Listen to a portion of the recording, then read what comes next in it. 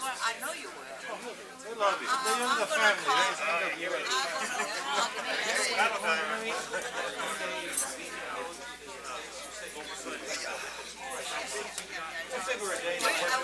Keep you awake? I'm getting coffee like her.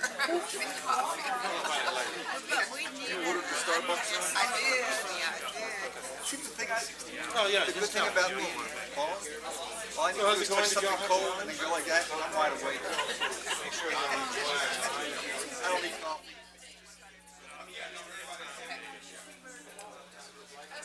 I don't even know how to make it. Every time I do it, my wife has asked me to do something. Too much or not.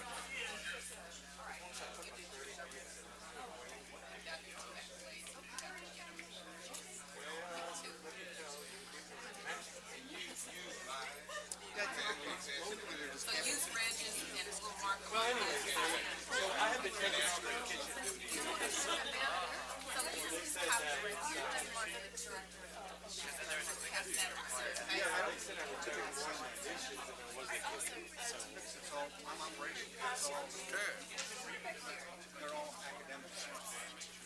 What do you need, Shel? You want to turn it around? I've done it right 3 years. No, I would do it, but I have a bad arm. Yeah, no. Oh, okay. Oh, yeah. That there, so she doesn't. Oh, yeah. It's going to have to get moved. It's going to have to get moved back. Just. Is this where she wants it? It's going to have to get moved back. That's okay. I can live with that. You can make sure it gets pulled back over there. Make sure we find out. Make sure that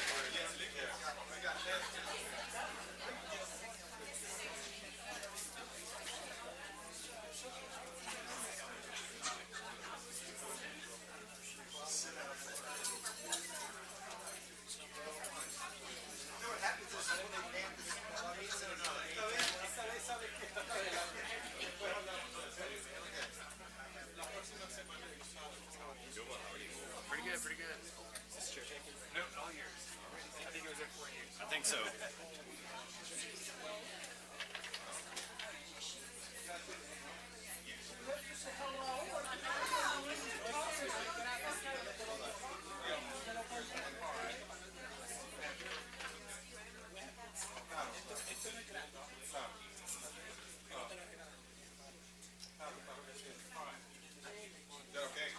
Are you good there? Is that good? Is that okay?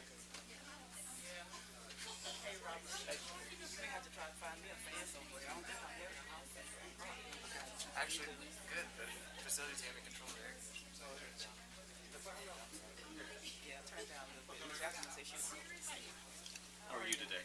Your hands are cold. It feels good.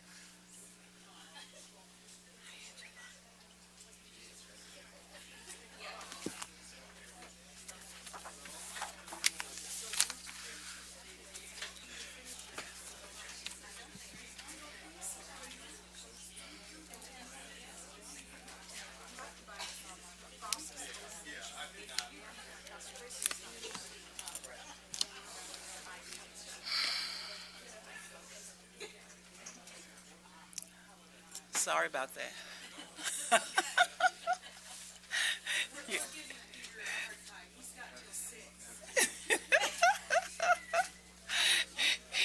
Y'all stopped one time too many.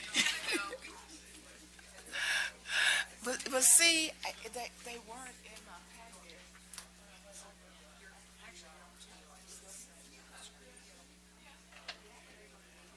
You're on 3 places. Did you go down to the state capitol? Yes, sir. So, y'all, okay. It's Appleman's Gap when you're ready. Where's the board agenda? This agenda. Let's call it the order. Public comment.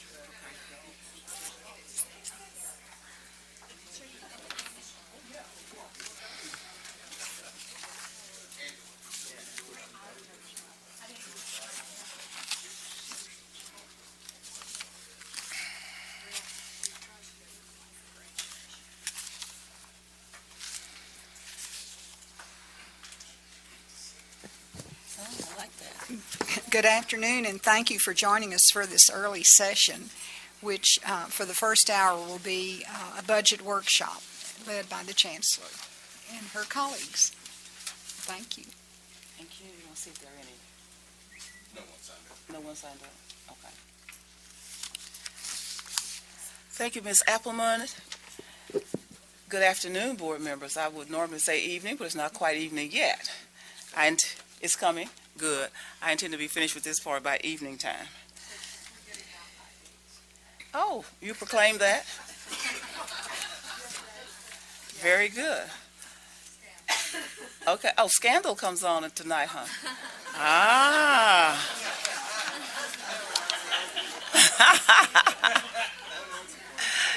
Now we know what's important. Hello, William. Well, thank all of you in the audience for being here this afternoon. Glad to see all of you. Some of you I see, I'm in and out of the building, and others of you I don't see until I come to a board meeting or some other more public thing. But it's good to see all of you. And again, thank you so much for carrying on your great work. Thank you, Shelley, in my absence. And know that I'm really not absent. I'm just not in that office down there, but you can find me pretty much anytime connected to Tarrant County College in one way or another. I especially want to thank Mark McClendon, Nancy Chang, and Shelley Birch for all the help they've given me. Nancy and Mark, of course, in planning everything, and then Shelley in making it pretty and indulging me for all of my nitpicking changes that I want to make. So thank you, Shelley, and for her creativity in bringing fun to the slides. Okay, we'll look at the agenda. And Mr. Carter, you know we do 5 of these because you requested it some time ago, and it works very well for us. So we thank you for that. I'm sure. It works well for me. Anytime my bosses tell me what to do, I'm happy. So works well for me. Our agenda is, well, before I go to the agenda, let me say, our next board budget workshop probably will be in May. And then we'll do the last 3 more like in August, because you know how that goes. We have to do certain things. But the legislature is in session this year, and it's a little difficult to predict what's going to happen there, and you really can't completely do your budget. I mean, you can base it upon what happened this year, but that may or may not be true for the next biennium, so we'll see. So our agenda this afternoon is going to include a discussion, first of all, on P3 projects. We've gotten pretty adept at looking at P3 projects. I remember when we first started the discussion some time ago, people were asking, what is a P3? Now everybody on the board can give you a 3-hour lecture on a P3, what they like about it, what they still have questions about, those kinds of things. So we have 2 projects tonight that I want to spend a little time talking about with you. The TXU property that we own down on North Main, and a culinary and hospitality management program that has been proposed through the IP committee to this board, shepherded by Mr. Heed. And then the next item would be the Northeast Center of Excellence for the Visual, Technical, and Performing Arts.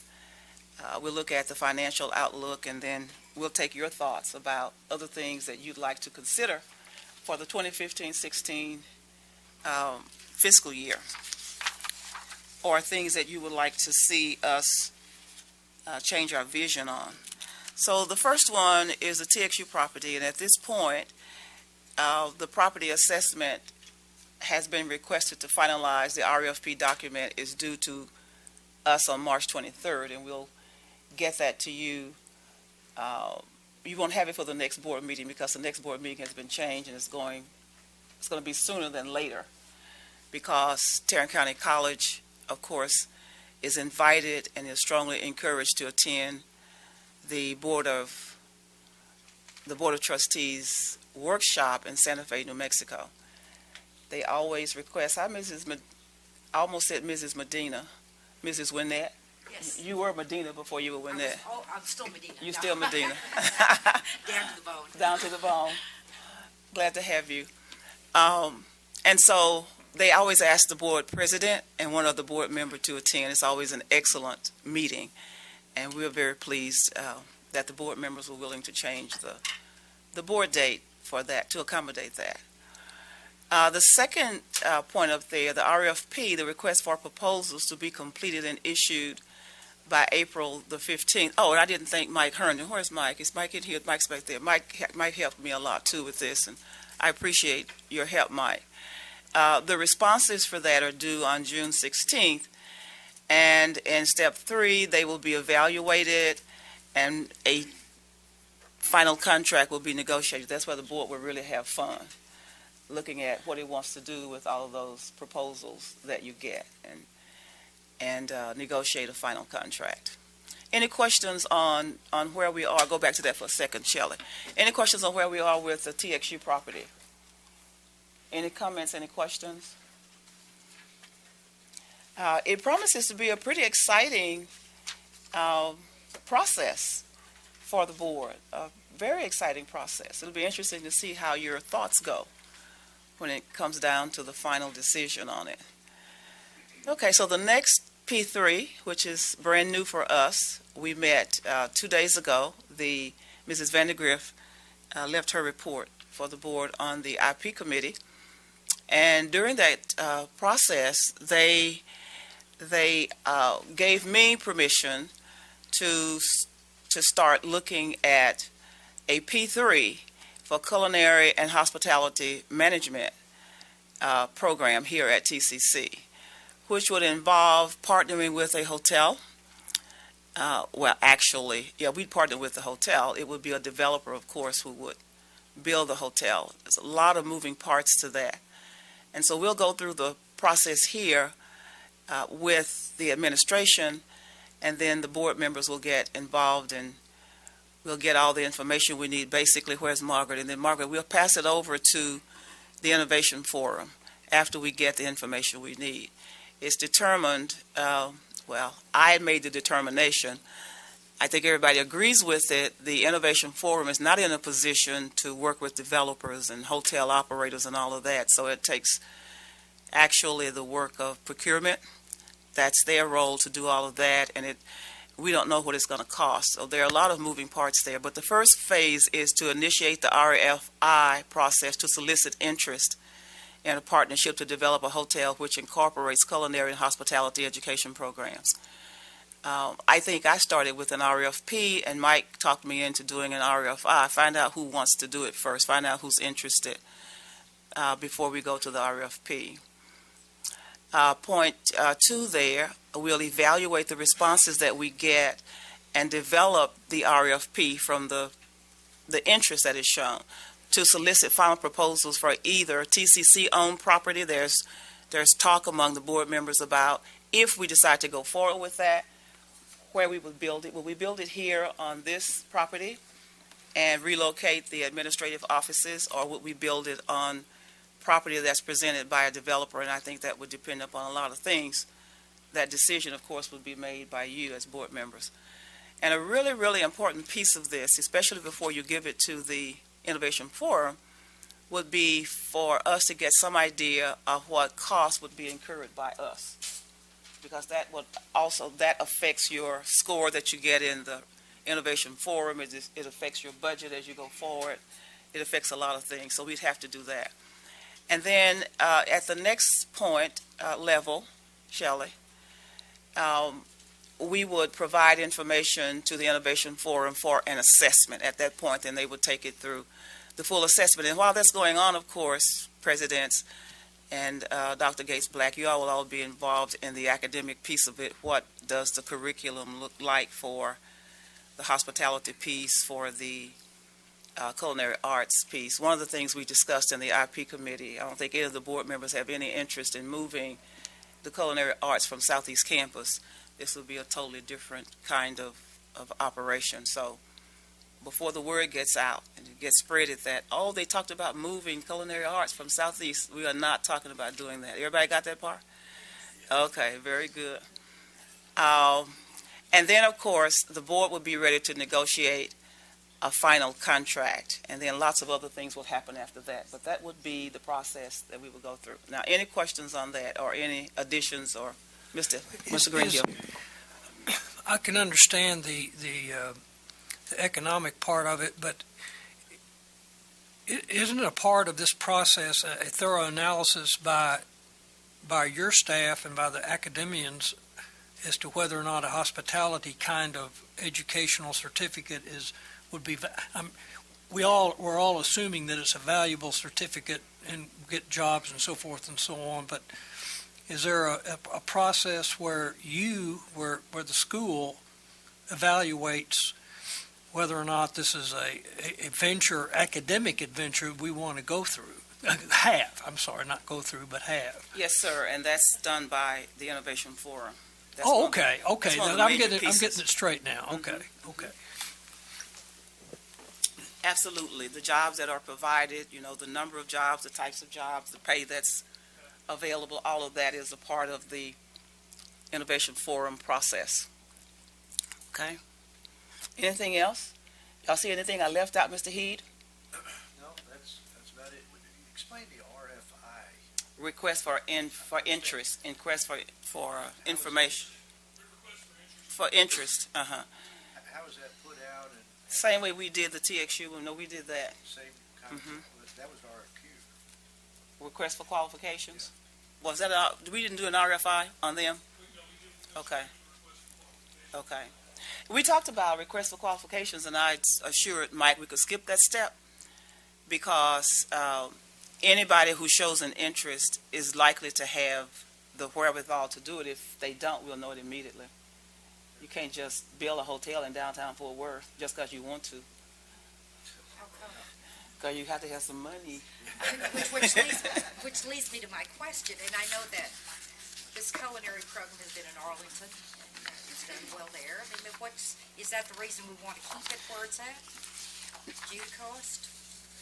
Well, ask me your question again. I'm sorry. Yes, Turn your mic on. I guess the goal is that we will keep this culinary program in Arlington where it's always been. The one that's there now? Right. Yes, right. ma'am. And we're expanding it, too. The goal is to keep it in the same area. Yes, ma'am. I guess I'm just wondering why that particular area. Why Arlington? No particular reason other than it got started there and it's off to a really good start. There's no reason. I don't know why we ended up putting the public safety programs on Northwest. It was just a decision we made. There certainly is.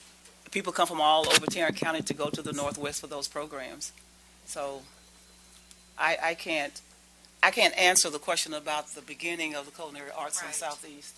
Tahita might be able to answer. She was out there as a dean, as a vice dean at that point. Was there a particular reason? Just community interest. Yeah. Because I know there are a lot of culinary programs in our high schools here in Fort Worth. Arlington's not that far to drive, but it becomes an issue if there are transportation issues. Again, I don't know a lot about Arlington and what they provide there, and I'm not saying that it's not good where it has been, because it's been very successful. Okay, so my understanding was that it will be a different program. It will be. It may not look the same or have the same components, or it might have some of the same components, but it will definitely be a different and separate program. Yeah, also I think maybe you're thinking the culinary thing is just automatically part of the hotel, and it's much more expansive than that. I get you on the transportation thing. The thing is, though, if you move it to Fort Worth, which you can certainly do, then all of a sudden the Arlington people can't get there, and if you move it to Northeast, then nobody but Northeast can get there. So no matter where you move it, Right. somebody's ox gets scored. Yeah, transportation-wise, anyway. That was my question. Okay. Thank you. So, Madam Chancellor, repeat what you said again. We're not talking about relocating the Southeast program. This analysis is for a new and possibly different program. Could you say that again so that they'll all understand? This P3 would be with a developer and a hotel operator who will be interested in bringing our students from all over Tarrant County in to work in those programs, they would get trained from how to the hospitality piece, how to be a maitre d', how to be whatever you work in the restaurants and the whatever, all the way to the chefs and other things. And our students would be there, have internships. It would all be built into that. And it would not replace what we're doing at Southeast Campus. It would be significantly more in-depth, and I suppose I could say significantly more, it will appeal to a lot of people, but there will be a different audience too, I think, for which it will appeal, especially those who are interested in getting baccalaureate degrees in the hospitality industry. The University of North Texas has a similar type program. I think the Hilton Hotel is the operator of their program, and there are a number of others around the country. Mr. Heed was telling me, I don't know of one on a community college. Do you? I know you've been looking at some of everything concerning this. There's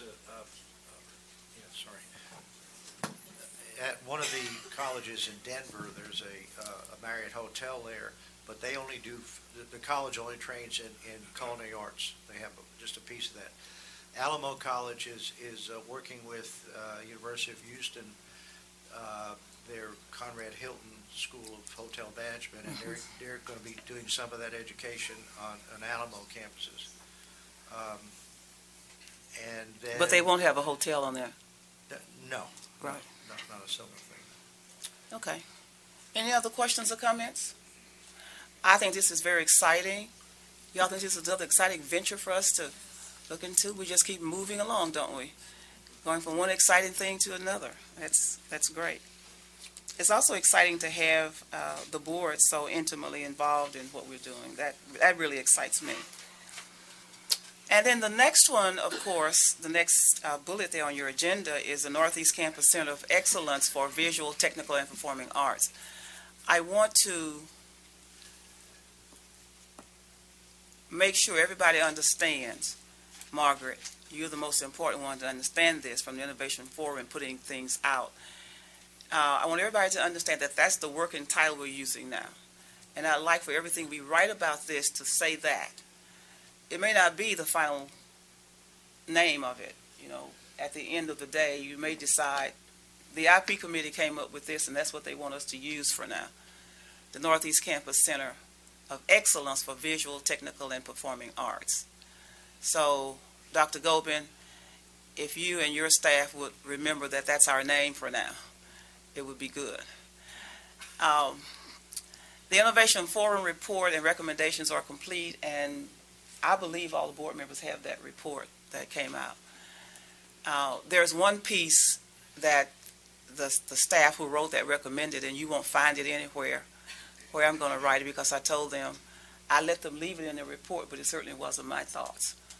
So for those who think I erase everything I don't like, I'll tell you that's not true. And Margaret can tell you that what I left in, if you want to know. What I left in, and I'm not going to, you won't see up here. But anyway, Dr. Gobin and his faculty determined that they could keep, or they could add the music courses back into that building without doing any harm.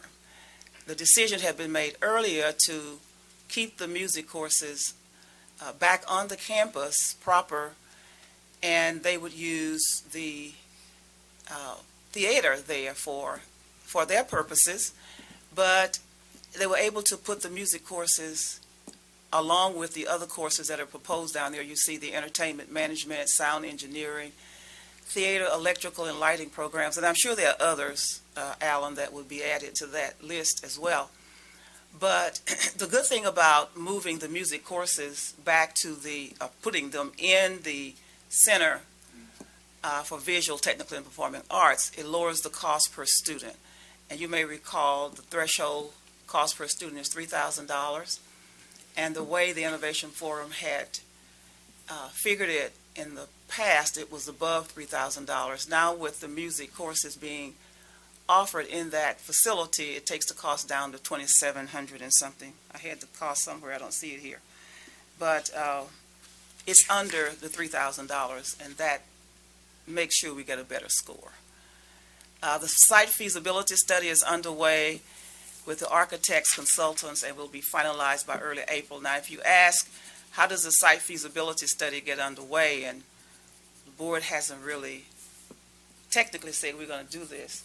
That's because quite some time ago you gave me permission to move forward and look at what might be good for us, and you even allocated money in the budget to pay for such studies as this. So that's where we are on that one. Next one, Shelley. Next steps will be to retain professional services to complete the programming scope of work and to engage the services of a professional cost estimator to update the probable opinion of costs, which could take 4 to 6 months. Which leads me to my next statement. It isn't up there for you to see, but I just want to tell you that my recommendation to you to think about for this budget year, and this is why I put it in this first workshop, if you want to do this, give me permission to move forward with the next phase of it. You'll recall that we have $8.3 million of the cost, whatever the cost is, and I can't give you a cost tonight, but we'll have $8.3 million of whatever the cost is to help defray that number.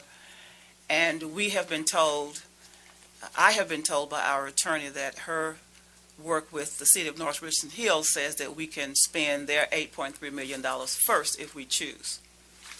And therein lies the part that the facilities people were very concerned about, is because this year and last year, we took some of the money that we would have normally put in the facilities budget and did other things. We built the early college high school on South Campus for $13 million. That came out of that budget. We paid the last of the money for the Energy Technology Center, which was, how much, Nancy? 23. I only trust Nancy's numbers. Pete, I'm sorry. Not that it's not personal, it's just that, I depend upon Nancy. Some of that $23 million was paid from fund balance. Nancy corrected me yesterday on that. All of that money didn't come out of the facilities budget. Some came out of another budget. And we took $4 million out, Alan, to finish the work for the early college high school on Northeast Campus. And 2 or 3 other, no, I said south on Northeast.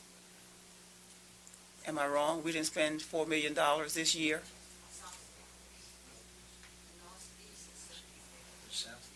No, south is $13 million. You got it confused, Nancy. South is $13 million. Now, I'm the one who's supposed to be confused. So I'll just tell you, the facilities people ask that you not do that again. I'm not asking that you not do that again. I think there are some other things we need to talk about, but I will tell you here, this is appropriate for me to tell you here as we work through this budget, that I have asked Ms. Petty and her team to give me a list of all the things that they absolutely have to do in 15-16. And they have compiled that list. It probably isn't final, right, Gary? But it gives us a good idea of what we need to do. And of course, as you know, there are some things that you can delay in facilities and maintenance, and there are other things that it gets very costly if you continue to delay those things. I'm very aware of that, and certainly won't do anything to put the college in jeopardy when it comes to using that money. But that is, we do have some money, some source that we can use to help start this Northeast Campus Center of Excellence for Visual, Technical, and Performing Arts without going into a big hole, Mr. Heed. So, any questions? Any questions from board members? Any comments? The IP committee really asked me to bring this forward to the board, so it's not just my thought, it's the thought of that committee. And my recollection is the vote was unanimous. Okay? For that, as well as the hotel and culinary arts. The next piece of this is the financial outlook. State appropriation, tax valuation, tuition enrollment growth. The 84th legislature is now in session. As you know, you've been reading your newspaper and you've been reading lots of very interesting things that are being proposed, especially by a lot of the freshman members. A lot of the freshman members are proposing some pretty interesting things down in Austin. So you want to pay close attention to those, and we'll keep you posted on things that affect community colleges so that as you work with your constituent groups in Austin, both in the House and in the Senate, you'll be able to ask them to consider whatever you think is important about bills that are being introduced. But already there's been 1,000 or more than 1,000 bills, but you know that happens all the time. And then you have to go through and whittle them down and whittle them down. It seems like most of the attention at this point is being paid to the open carry bill right now. I don't keep up with that one because it makes me nervous. I'll wait and see what happens on that. It's going to happen, so I can get ready to be nervous.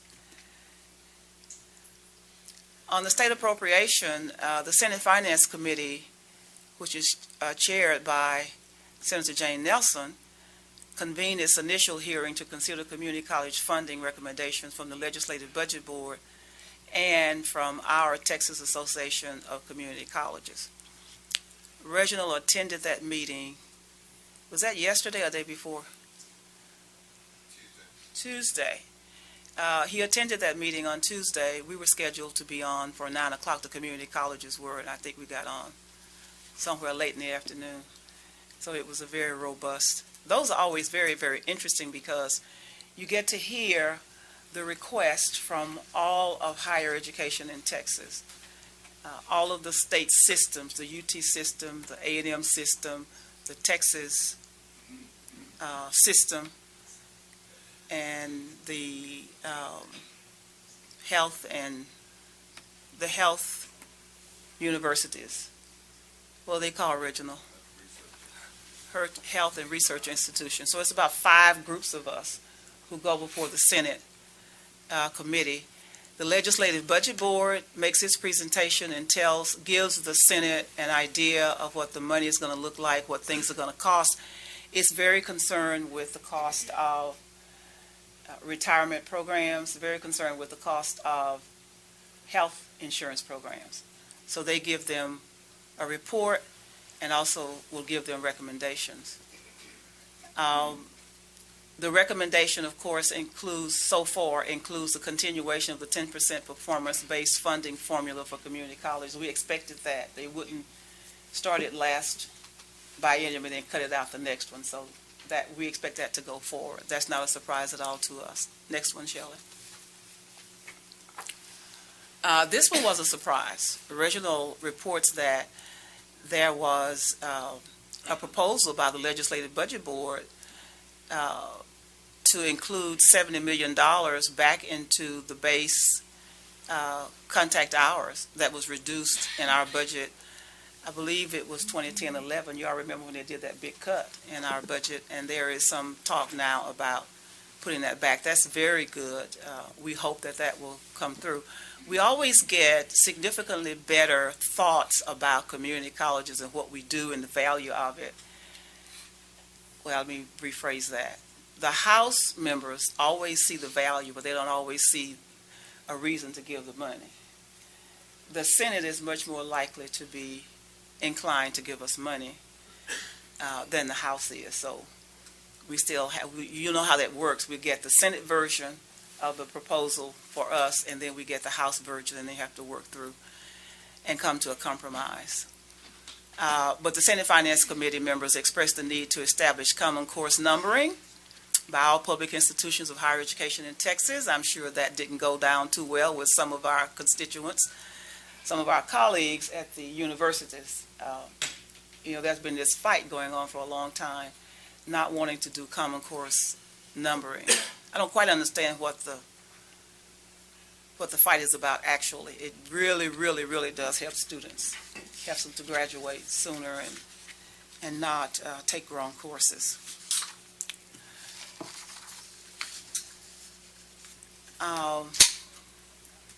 Right now, the state is paying 50% of the total cost of the retirement contribution. And they told the Texas Association of Community Colleges 2 years ago that they really didn't want to talk to us about that anymore. That, they said, we've made a decision, we've all agreed, can you all agree to just drop that? And that's the way it's going to be from now on. There's a lot of controversy about having them pay significantly more than that, but say they're not going to do it. And I think both the House and the Senate are pretty much in agreement on that one. Reginald, what do you think? They are in agreement. The health care cost for the state is projected to increase by 8.5%, but we're not in a position right now to have any idea of what that would mean to us. Because it depends upon when the money is allocated and it goes to the ERS, the Employee Retirement System that manages our health care program, then they will decide whether or not there needs to be an increase in premiums for the institutions. The monies that we get from the state is guaranteed to pay the full cost of health insurance for the employee. And it also pays a part of the cost of the health insurance for dependents. And they determine that by employee and child, or employee and children, employee and spouse, or the entire family. So in the past 10 years, the cost, of course, has gone up. The college has worked really hard to try to help our employees stay whole by giving a monthly supplement to help defray the cost of the additional, of the health insurance, help defray the additional cost that they incur. Right now, the college is paying $150 per month per employee to help defray those costs. For the 83rd legislative session, our portion of that health care, that's the health care cost, Nancy, $21 million, was $21,986,421.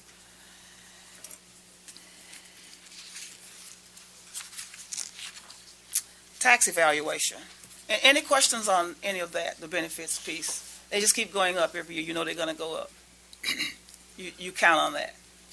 I don't have a question, but part of what you were talking about, the TAACC, the professional organization, it's a joint recommendation. I just wanted to bring that out we talked about it before, but the professionals and the trustees have come together to make a joint recommendations to the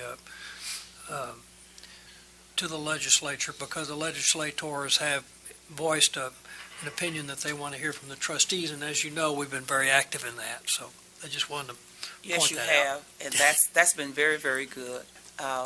They like to hear from the elected officials. They think we may not be as objective about things as you would be, because you are the absolute final say when it comes to being the stewards of the public money that we get. And we do get quite a bit of public money, and we must use it wisely, properly, and appropriately. Now, on the tax evaluation, the preliminary appraisal is available on May the 15th. The certified appraisal is available on July 25th. That speaks to what I said earlier about having the board workshops later in the spring and then summer. Now, Nancy had me to know that she always gets a telephone call from somebody. I'm sure it's not legal, but she gets a telephone call and she knows before July 25th what the certified appraisal is going to be. So somebody is in love with her. Now, this is one of those hurrah, hurrah, hurrah moments. Debt-free 2015, I think everybody should applaud that. No more bonds to pay. As a matter of fact, we paid the last debt on February 15th. Thank you, Shelley. February 15th, we paid them off. So you're debt-free right this minute, Mr. Heath. That's $8 million, 8 point something. I don't know what the point is. 8 point something million. I'm looking at Nancy. She's got her head down. Mark's looking straight ahead. So that means they don't know either.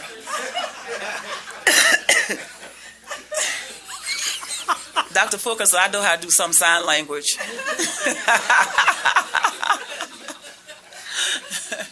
But that's $8 million, trustees, that you'll have to spend for something else. You won't have to pay debt with that anymore. Isn't that a wonderful idea? Yes. It really is great. Really is great. I want, one more time, I've said this publicly a number of times, but I think it's also appropriate since I put that slide up there, for me as the person who came after Dr. Leonardo de la Garza to thank him for his leadership and helping the board decide to move to pay-as-you-go, and looking at the things that we've done since we started that. It's just been phenomenal of what we've done. So I think he is due quite the credit for that. Now, you voted 3 years ago to increase tuition to $55 per credit hour, and you allocated the money that we were to collect from tuition increase for sticky spaces.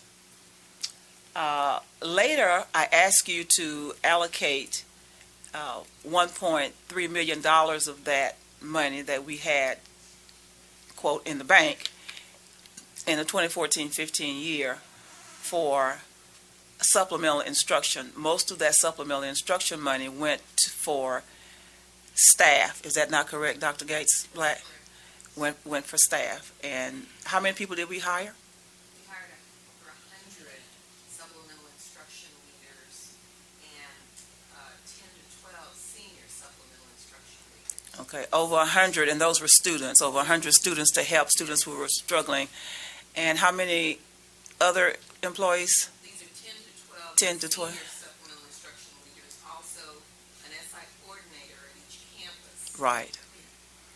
So pretty soon we should be seeing some results of that. Otherwise, we owe a debt. We owe Sticky Spaces money back. That was my question. Do you have any evidence that this is helping? It's a little early, Mr. Carter, to tell you that. We'll be glad to give you a report because we are watching it very closely to see what the results are going to be. It normally takes a minute or two before you can tell any real difference. Sometimes you can see immediate differences by the end of a semester. We have anecdotal evidence that it's making a difference. Okay. But we should have evidence at the end of the semester to compare. Very good. Very good. So as you can see there, our tuition for 2014-15 right now is $55. Out of district is $86, and non-resident tuition is $205. And non-residents would include students who come from overseas, different countries around the world, as well as out of state. Next slide, Shelley. This chart shows you that TCC's $55 credit tuition ranks number 9 out of the Big Ten. The state average is $80. And you can see South Texas College leading with $108. And you'll find tuition significantly higher than that, higher than $108, at a number of the smaller community colleges that have to have that money to make their budgets work. Next one. The out-of-district, we rank 9 out of 10. Ours is $86. Austin is the highest with $287. And Mark McClendon tells me that they get by with that because it costs so much more than that if they want to go to UT. So much more. So $287 per credit hour sounds like a real bargain to people. And so they are able to charge that. So that's interesting. And then the next one is the non-resident tuition that I talked about a moment ago, out of state, out of country. We charge $205, and the state average is $175, with Austin, Alamo, and Tarrant leading the amount we charge out of state and out of country students. It's interesting because Houston only charges $156 in that category. They have more foreign students at Houston Community College than any institution in Texas, including the universities. They have very large numbers of international students, very, very large numbers. This gives you TCC head count, credit enrollment. You can see 13, 14, fall of 14, and then spring of 2015. Our enrollment generally goes down in the spring, almost always. So you can see the fall of 2013, it was 51,387, and then in the spring of 2014, it dropped to 48,129. Same thing in the fall of 2014, it was 51,431 and dropped to 48,629. And it's just amazing how those numbers stay so close together. And then you can see the enrollment for the campuses by campus, and can see that for spring of 2015, the Northeast campus, of course, is the highest of all, with Southeast second, Northwest third, South fourth, and Trinity right snipping at its heels, gaining all the time. Next one. I'll go back. I'm sorry, I didn't do Connect. I didn't get. In the fall of 2014, Tim, I thought you couldn't give me a head count for that. That says head count. Did I mess something up on this slide? No, we were able to. You were able to get it? Yeah, those include students that are taking TCC Connect courses, but they might also be taking courses elsewhere in the district. Okay. So in the fall, you can see that Connect had 11,567, and then this spring, contrary to most of the others, where the campuses went down, Connect went up to 15,260. I think that's just indicative of what we're going to see in the future. I have mentioned a number of times that it's just a matter of time before the enrollments on TCC Connect are going to be higher than they are on the campuses, and that's perfectly all right, because the campuses have plenty to do, and they have plenty of students who still are going to come to the campuses because that's where they need to be, and that's where they want to be. And as the campuses develop additional programs, some of which are not, don't work on TCC Connect, Dr. Morales won't be able to steal the airplane pilots from Northwest, no matter how hard he tries. Also won't be able to steal from Dr. Coppola his culinary arts, because you can't cook virtually. I guess you can try, but it doesn't work. So what I'm saying is this is the wave of the future. There are a lot of people, and there was one slide that I was looking at. I don't know if I have it in here or not, but we were talking about the differences, and I said, I think you have more students, more fully matured students with families who are most interested in Connect. And the 19-year-old, the 18-year-old is some are 19, but mostly 17 and 18-year-olds really prefer a campus, generally speaking. So, and if you look at the numbers, you can kind of see that, but I don't know what chart I was looking at now. Next one, Shelley. These are course enrollments. The one you just saw were head counts, and these are course enrollments, and you get pretty much the same picture. District-wide for this current semester, 146,788. That just simply means the number of courses that students enrolled in during this semester. And on Northeast, that was 31,000. I think this is the slide where I was extrapolating that statement I just said a few minutes ago. Northwest with 21,952, Southeast with 30,077, South with 18,686, and Trinity River with 17,379. TCC Connect with 26,714. And you can see Southeast Campus and Northeast Campus both have more course enrollments. And that's why I was saying I think that comes from the fact that those two campuses probably have more younger students on that campus who prefer to take their courses on a campus. Alan, what's your thought on that?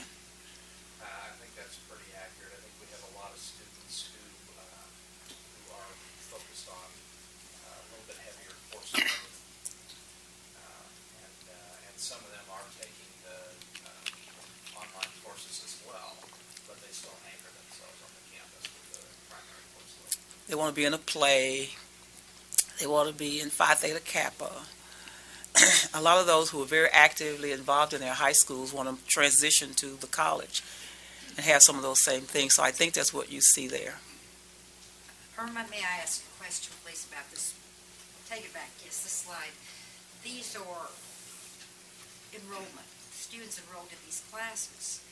Are these completed classes? We're not at the end of the semester yet. This is 12th class day, I'm assuming, Tim? Yes, this is census data. This is census data. And at the end of this, do we track the retention rate of these? I mean, do we look at that data? Oh, yes. Oh, yes, we do. Her question was, if you didn't hear her, do we look at retention rates? Absolutely. That's one of the things we measure ourselves by. Yes, ma'am. It's a tough one. It's very, very tough, but we do use that data to gauge how well we're doing. Mr. Heath? Looking at the fall 2013 and 14, there's a decrease there. All the other figures, head count is up. Does this indicate that the students are taking less courses or lower? Less of No, look at the bottom line. It says TCC Connect. They eased. Thank you, Reginald. The bottom line that shows TCC Connect, that was when we started keeping track of who was enrolled at TCC Connect. So it decreased everybody, I think. I think everybody decreased. But the district Yes. total is the total of all of those. And Yes, still sir. that's gone down from the fall of 13, the total number. Yes, it did go down a little bit. Interestingly, the head count, It went up a little bit. yeah, went up a little bit. Yeah, those two numbers don't always track each other because you never know what students are going to take, You may have the same number of students and the head count goes down, and you may have the same number of students and the number of semester hours they take goes down. Yeah. Other questions? Retention is going up. Retention is going up. No. That's good. We have to try to find some bonus money for all the employees who work with retention. So I guess that's everybody, right?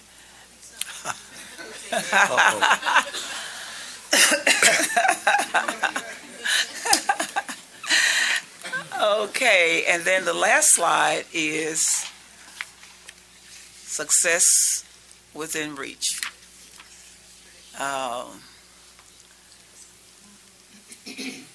I saw this slide and I said to Shelley, I so appreciate how creative she is and making all these. She's got a 3-lane highway there, and all the lanes are filled with excellence and lifelong learning and prosperity, and that's really what we're all about.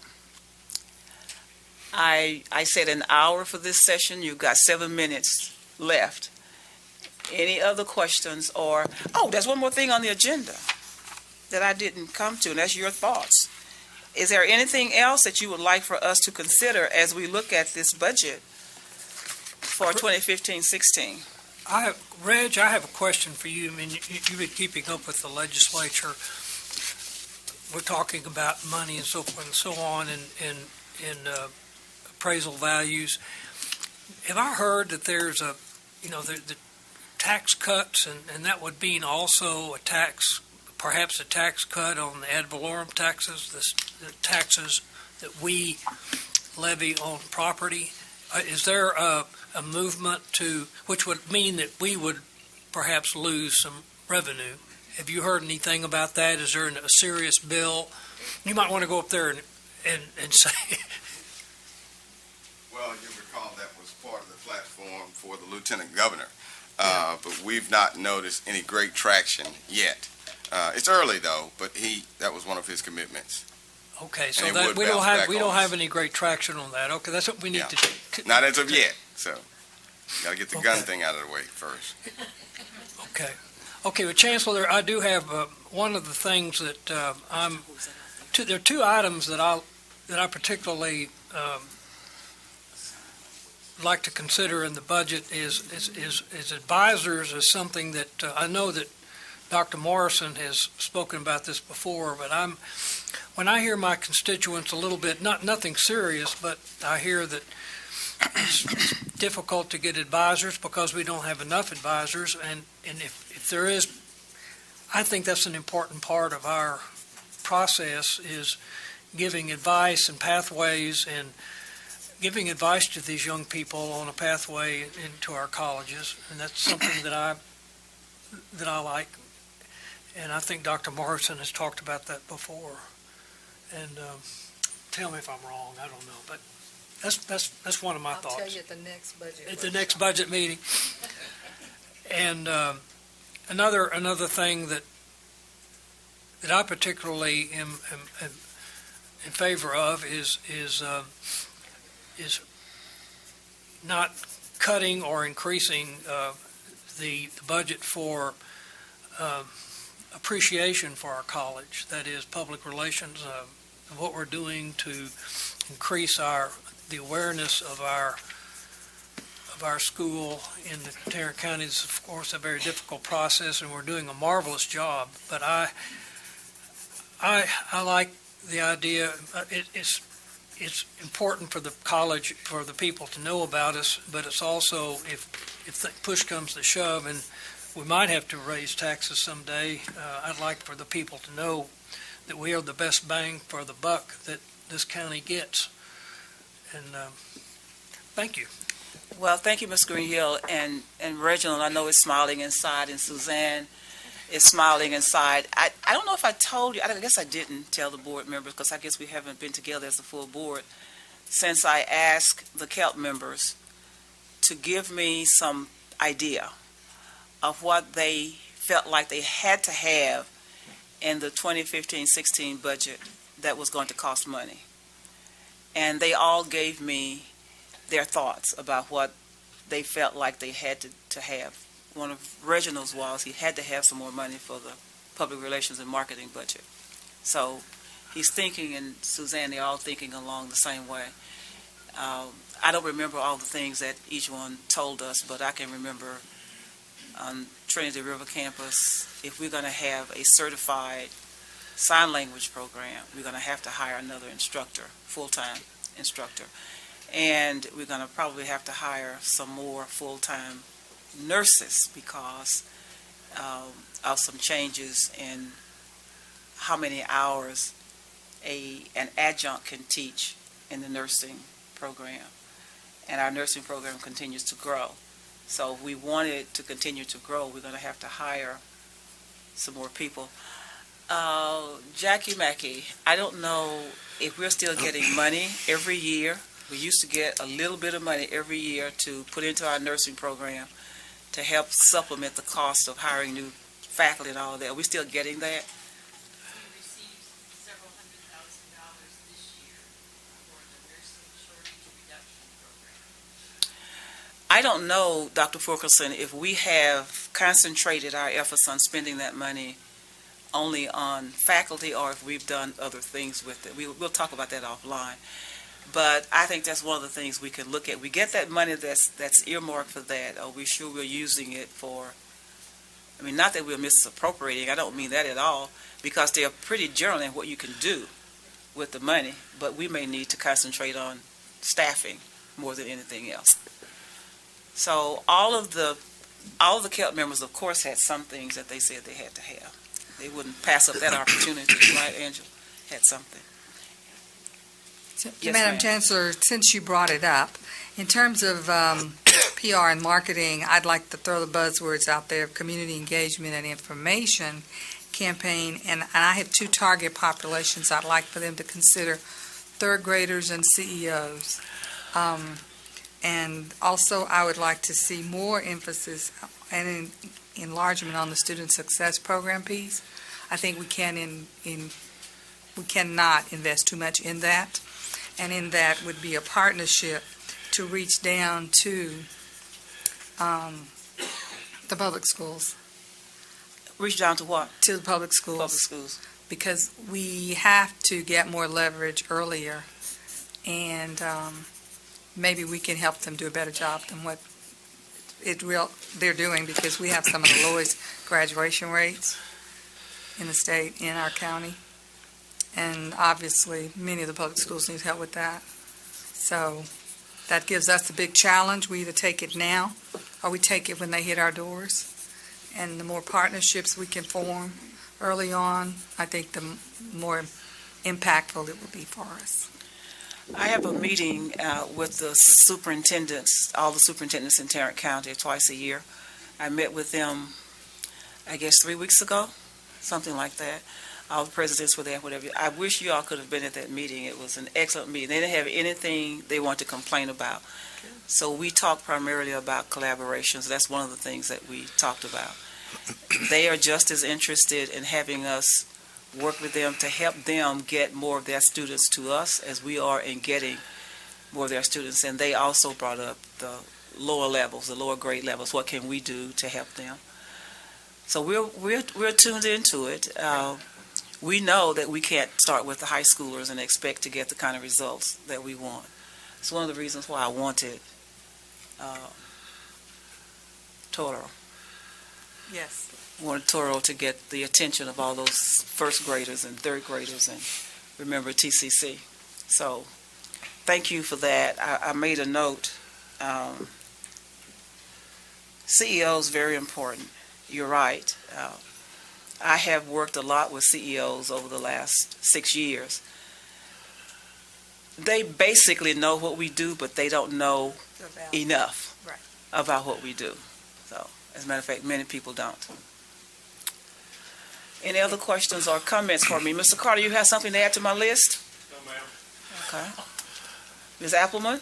No, thank you and all of those who worked with you to bring us I this need to ask Mr. Heath and Ms. Winnett if they have any. I might have something.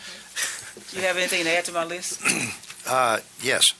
And this is a what if, and it may not ever happen, but you're aware of the changes in the Hazleton Act, that Hazelwood Act. I don't know if everybody here understands, but a federal judge threw out the requirement that the service veterans that could get free education was limited to those that enlisted in the state of Texas. The federal judge has thrown that out, and so now it could be open to anybody in the whole country could come to Texas and get a free education. That's being appealed, of course, but the consequences could be incredible. Right now it's costing the state, and most of this is, I think, probably the the four-year schools, but the cost is about $169 million statewide. If that law, that rejection of that constitutionality about requiring a resident of the state of Texas is in fact thrown out completely, the cost immediately jumps to $750 million. And if veterans, the worst case scenario, if his veterans come into the state of Texas to get free education, the cost to the state of Texas could be $2 billion. Most of that, again, is probably going to the four-year schools, but still the impact could affect us. And I guess my question is, are we going to look at a what-if scenario, or is that timely at this point, or we just wait till see what the appeal court talks about? Because that could affect us. Well, I tend not to worry about things like that. And one of the things that I will tell you is that it really doesn't matter much except for 1 year.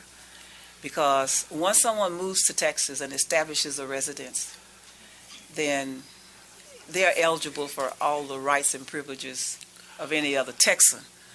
That's a year, is that right? That's 1 year. 1 year. So I think a lot of the talk that you're hearing from those numbers are probably right, but they are assuming that everybody is going to come and everybody's going to go to college, and that's not going to happen. But then, more importantly, they just have to wait it out a year, and they come to TCC. I operate on the premise that as a public institution, we're here to serve the public, and whoever comes here as a public institution has a right to be served.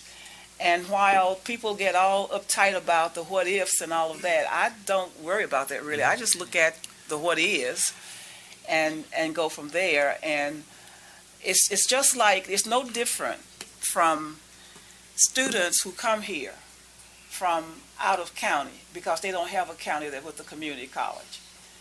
Tarrant County taxpayers could say it's not fair.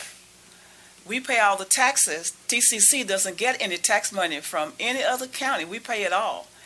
Yet the students, go back to that out of district, yet the students come to Tarrant County College and go for peanuts compared to what it costs us to provide an education for them. So, I've heard that, Mr. Heaton, I've read some things about it, but I haven't spent any time looking at what if that happens to us. I think the last time I looked too is the Hazelwood is active for veterans who have used up their existing benefits.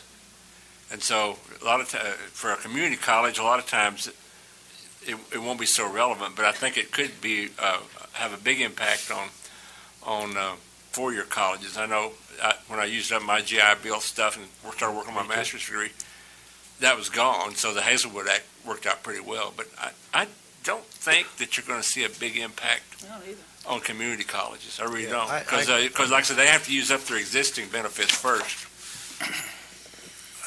Yeah, I understand that, but I just, we need to be prepared in case something does happen. Anyway, if the federal judge said it, Yeah.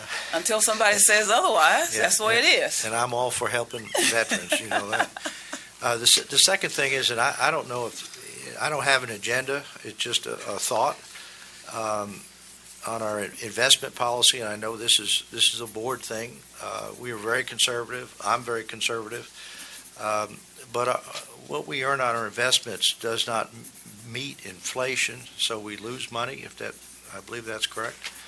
And I was just wondering if this might be a time for us to at least take a look at that and see if we could, if it makes sense to look at our investment strategy to possibly yield, still maintain the security and obviously the liquidity that we need, but earn a little more money in a safe manner to at least meet inflation, so we're not losing money on a daily basis. The state law that governs what we can do as a public institution was written probably, the current law, I think, I don't know if it's been revised since then, but about 15 years ago, Bill, is that about right?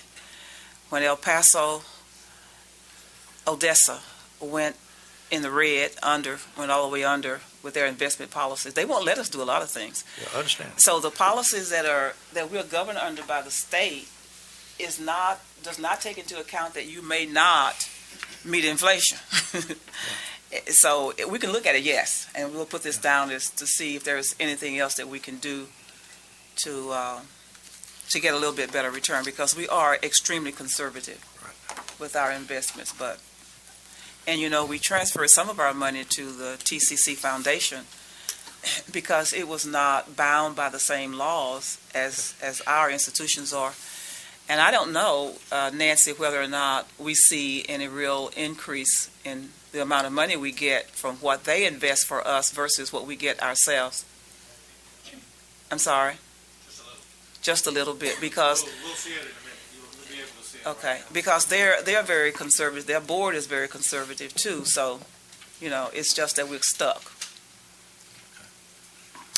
Well, it's 6:08. I was finished 5 minutes before time. So thank you, board members. Again, thank you and all of those who participated in preparing this material.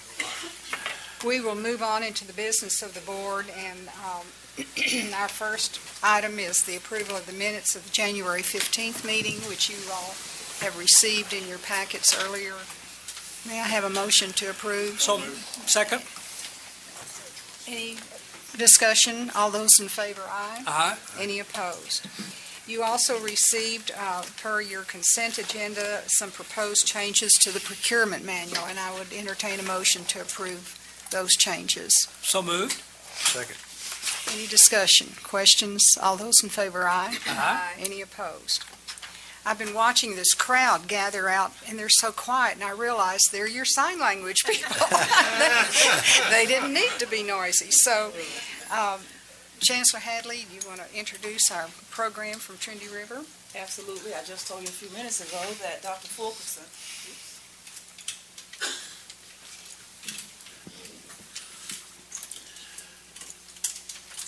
Thank you.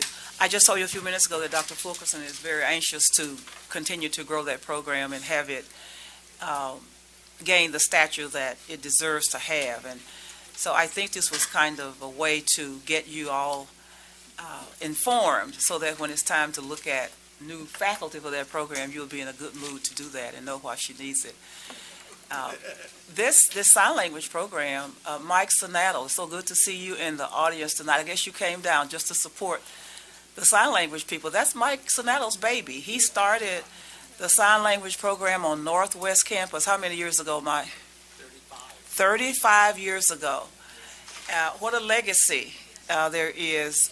We were known all over the United States for our program, and we did extremely, extremely well. And then later, when Mike Sonato left, and I believe your wife was also working in the program with you, when those two people left to do something else at TCC, the program faltered somewhat, and faltered quite a bit. Dr. Fulkerson picked it up when she opened the Trinity River campus and has been nurturing it and growing it back to where it once was. So we thank you for that, Dr. Fulkerson. We have a lot of community need out there for signers. So you're doing a great job, and you're going to showcase what you're doing tonight. So welcome. Glad to have you and your students, I suppose, and faculty. Yes, we have a lot of people here. Thank you very much, Chancellor Hadley, Mrs. Appleman, and members of the board. It's such an honor for us to be here tonight. And you're going to get to see a premiere. It's the very first marketing video of TCC's amazing sign language program. As you watch the film, you're going to see the program that's prospered since Mike Sonato started it at Northwest Campus. It has overcome that little slide, and it is a program that is not satisfied with the status quo. While we're focusing on history, Chancellor, you need to know that you have the distinction of being the only CEO of TCC who has sat in a classroom and talked to the students. It was an energizing moment, to say the least. Absolutely. And this video shows that the program's subsequent commitment to accreditation and to meeting the impressive workforce demands of our completers may be attributed in part to you as well as to the students and to the leadership.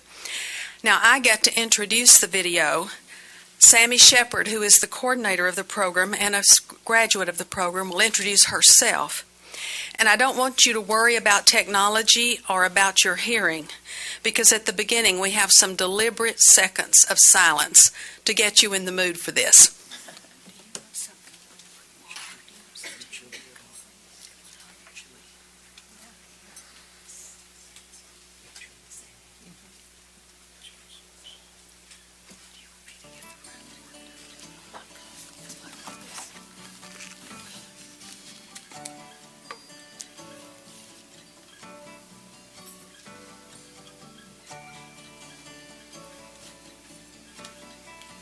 Hello, My name is Sammy Shepard, and I'm the Program Coordinator for the Sign Language Interpreting Program here on the Trinity River campus of Tarrant County College. If you're interested in learning American Sign Language, studying deaf culture, and become a professionally certified sign language interpreter, you've come to the right place. Let me show you how we can help you begin a career in the exciting field of sign language interpreting. Many people are unfamiliar with the growing need for professional sign language interpreters. Our field is in high demand. Here in Texas alone, there are approximately 1,550 interpreters to serve approximately 900,000 deaf and hard of hearing individuals. That's a ratio of 1 interpreter to 580 deaf and hard of hearing people. Did you know that Forbes and USA Today have identified sign language interpreting as the 4th fastest growing profession since 2013? The Dictionary of Occupational Titles projects a 46% growth rate up to 2022. There's a high demand for qualified certified interpreters, and we want to be on the leading edge of training in this field. Our goal at Trinity River is to have our students trained for the profession of interpreting, not just to pass the entry-level certification exam, but to secure good jobs that can provide them the tools and experience needed to move up to those higher levels of certification and acquire higher-paying jobs. Anywhere hearing people go, deaf people go. They are in doctors' offices as patients and in med school as budding physicians. And anywhere deaf people go, interpreters go. To have our students prepared for certification and work in 2 years is challenging, and it requires high standards. We have committed this year to embark upon the pursuit of national accreditation, and there are currently 13 nationally accredited programs, 4 of which are 2-year programs. We want to be next on that list.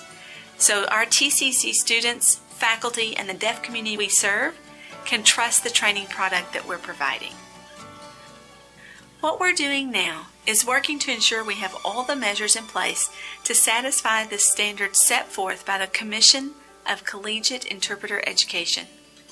CCIE has set forth an expectation of authenticity in materials and curriculum taught by native users of ASL, and accredited schools have to prove that they are actively pursuing and hiring deaf and deafblind faculty and staff for that purpose. This year, we're delighted to have hired our first permanent full-time faculty member who is deaf, and bringing our current full-time faculty staff to 3. Along with our deaf faculty, the heart of our program lies in our lab, and there we have 3 deaf instructional assistants that provide amazing things to our students. Let me introduce Betty Goodridge, full-time instructional assistant, to tell you about the phenomenal work they're doing in the lab. Hello, my name is Betty Goodridge, and I am the full-time instructional assistant here in the ASL lab. We have 2 part-time instructional assistants who work in the afternoon and evening shifts so that we can accommodate both night students and day students, and the 3 of us are deaf. We also have a team of 5 student workers, 2 who are student workers and 3 who are work-study students, and they stay busy. In the fall of 2014, we had approximately 3,845 visits from students to the lab for a total of 3,310 work hours. The ASL lab provides a variety of services. This is really a central place for students to come and work on their homework, study, watch videos in ASL, and interact with each other in a voice-off immersion environment. The lab students, the student workers, and the staff all work to help students with any of their questions regarding deaf culture, the language, anything they want to know. In the fall of 2014, we saw 1,833 tutoring appointments for a total of 922 tutoring hours. That's amazing. But the students were incredibly motivated, and we had a 90% attendance rate in our lab. Our highly trained and respected faculty and staff also include outstanding professional interpreters who hold several state and national certifications and bring years of interpreting experience to the classroom. We are proud to have both deaf and hearing colleagues who work together to provide an exceptional educational experience for our students. Following CCIE standards and best practices, our ASL courses are taught in an immersion environment with an emphasis on small class size to allow students more time on task and feedback from their instructors, which is essential to linguistic development and fluency in both ASL and English. Our interpreting students participate in 2 semesters of internship, where they are partnered with professional interpreters in the fields, such as in educational, theatrical, community, religious, and video relay interpreting environments. Last year, 23 graduating students logged a total of 3,408 practicum hours. And this year, we're very proud to have been chosen as a partner with Sorensen Video Relay in their Synergy program. Sorensen is the #1 worldwide employer of sign language interpreters, and our partnership with them provides a strong mentoring program to help our students develop the skills they need to have them certified and job ready upon graduation. The deaf community is bound by a cultural focus on relationships, and to be a successful interpreter, you need to be active in the deaf community. The program here on the Trinity River campus is deeply committed to partnership with the deaf community. We show respect for this community by giving back, and we do that through events such as Signing Santa, Deaf Day at Six Flags, Deaf World, and Imagination Celebration. Last year alone, our practicum graduating students logged 1,905 volunteer hours at various deaf events. Our program regularly hosts guest panels of both deaf and deafblind community members, as well as professional interpreters and agencies to help train our students. In closing, I'd like you to hear from some of our alumni and how their lives have changed after being part of the TCC interpreting program.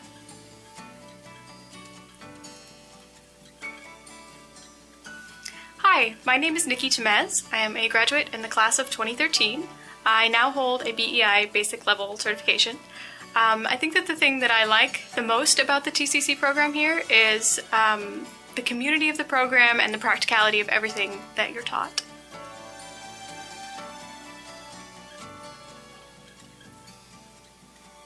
Hi, my name is Erin Casey.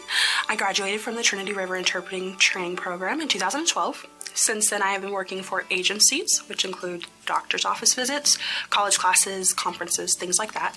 What I really loved about the Interpreting Training Program is the small class sizes and the focus they put on the test. The testing environment created a way to where when we actually did take the test, we were fully prepared.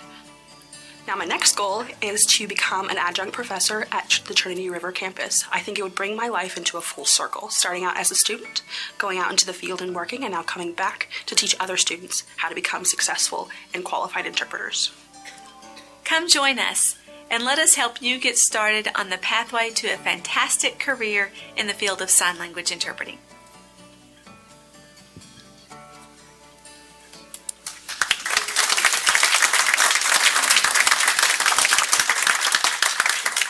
Good evening, ladies and gentlemen of the board, Madam Chancellor. We appreciate the opportunity to come and share with you about our program this evening and the relevance that sign language interpreting has in the professional world. I'm very proud of the camaraderie that we've had in partnership with TCC throughout many years. You mentioned Mike Sinattle, and Mike Sinattle actually not only was my instructor, but he hired me to teach in this program in 1992. So for that, I am forever indebted to Mike, although I'm not sure that's a comfortable place to be, indebted to Mike, but I am forever indebted to him. I would like to introduce some people that are very important to our program this evening that are here with us. On the video, you heard us talk about the Sorensen Synergy program and how important that is. They have provided some amazing resources for not only our students, but our faculty as well. And so with us tonight is Patricia Bodine. She is the Assistant Manager of the DFW Sorensen office, and she is right there. She has spent countless hours with our graduating students working to pair our students with up to 20 hours each with their mentors at Sorensen throughout this semester. So that's an amazing accomplishment and a great training opportunity for our students. Also with us tonight is our advisory board president, Latan Stout. I think they're all kind of over there. Our program advisor, Virginia Halleck. She's back there. Our full-time faculty, Peggy Cobb and Cheryl Sons. And our instructional assistant, Debbie Sisley. Several of those you saw on the film just a while ago. And most importantly, we have some representatives from our graduating class who are here as well, and they're really the reason we're all here tonight. And so if you guys would stand. I don't know where you are.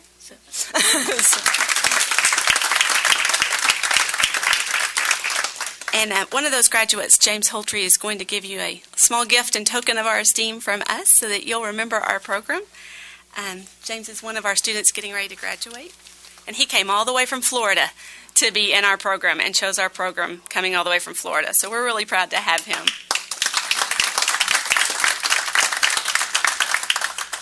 I wanted to highlight just a couple of points that we weren't able to get into the video, and one of those very important parts is that we're fixing to roll out the very first dual credit program with the sign language interpreting program, and we have that just about all finalized with Mansfield ISD.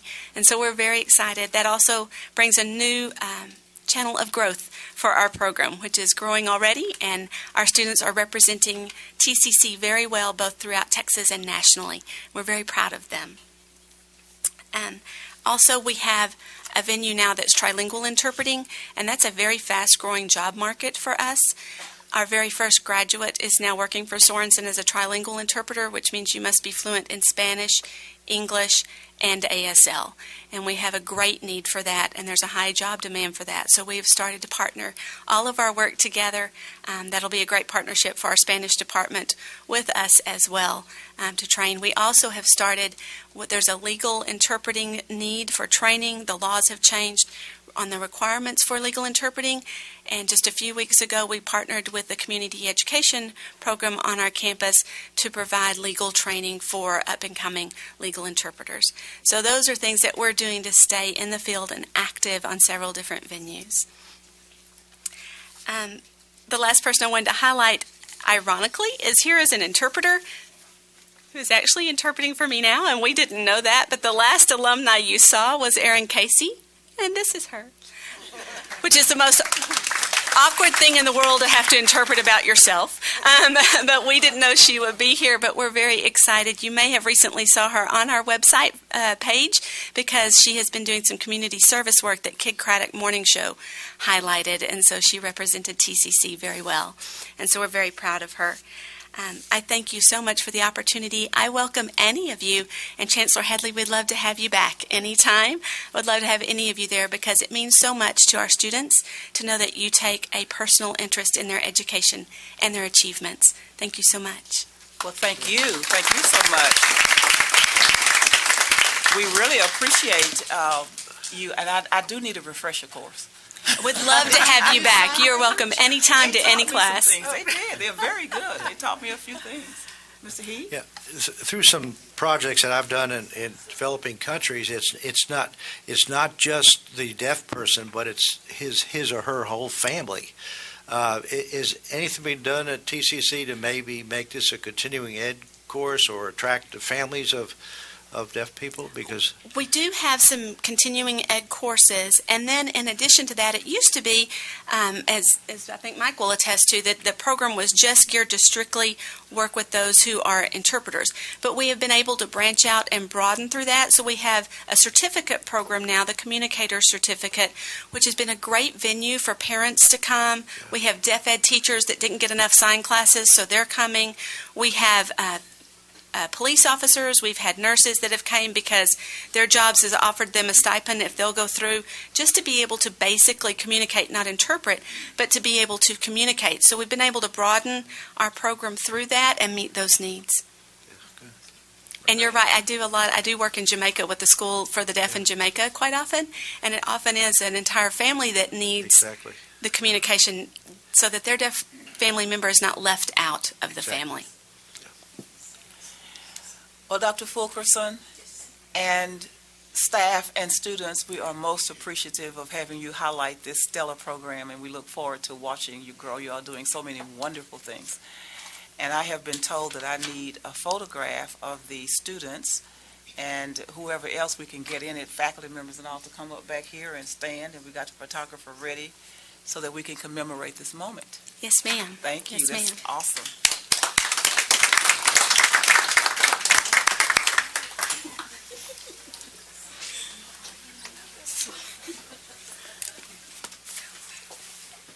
Hi, Glenn. How are you? Yeah, that was astounding. I'm sorry. You want us to move?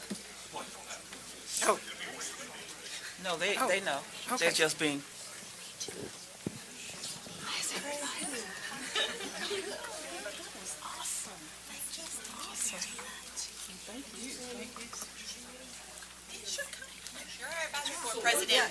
Everybody who's involved. She should be here too. She's like, no, I don't want to. Now, I want at least one or two people to be signing in the picture, you know, so. Oh. And then, there you go. The students will take care of that. Y'all can do I love you. You can do I love you. There you go. That's I love you. Yes. Put your thumb out. Mr. Heed, do that. That's I love you. Ms. Winnett. That's hook 'em horns. Are you kidding? No, you got your thumb There you out. go. Perfect. I love you. That's the sign for I love you.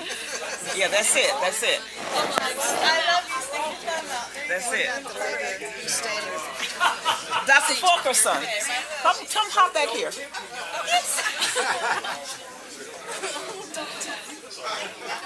How about Mike Snap?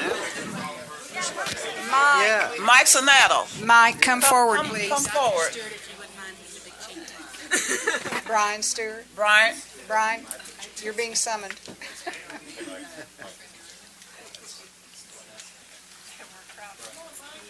I gotta hold this. I'm glad Brian's still young. He can run.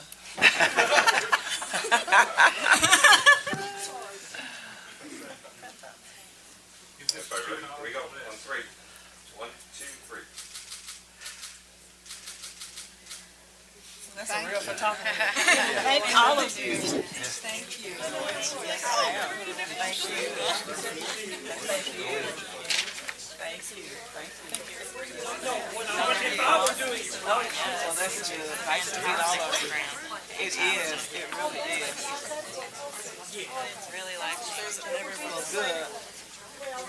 Everybody from Tarrant County? Yes, yes. Except you came. Where'd you come from? From Pensacola. From Pensacola, Florida. I got friends in Pensacola, Florida. We're communicating, and then you're interpreting. Okay. Imagine you have a child.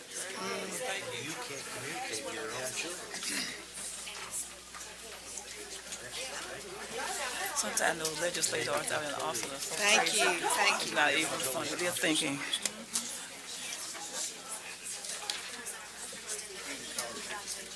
Oh, yeah, biggest industry you've never heard of. That's good. That's great. Thank all of you. We appreciate and applaud you and always enjoy having our programs brought to us.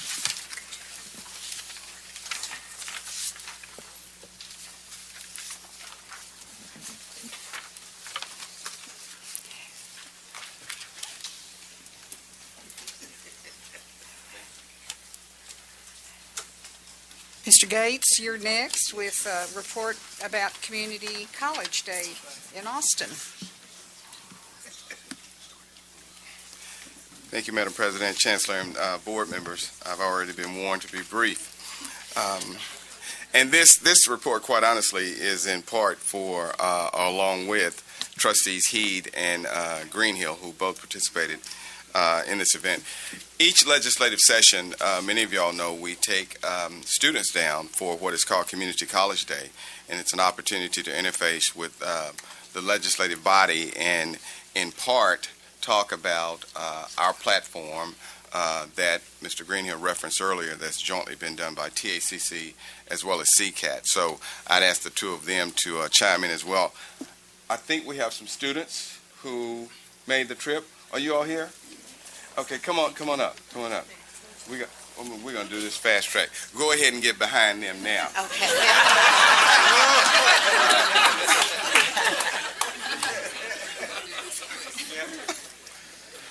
So if you watch the video loop, we had an outstanding time.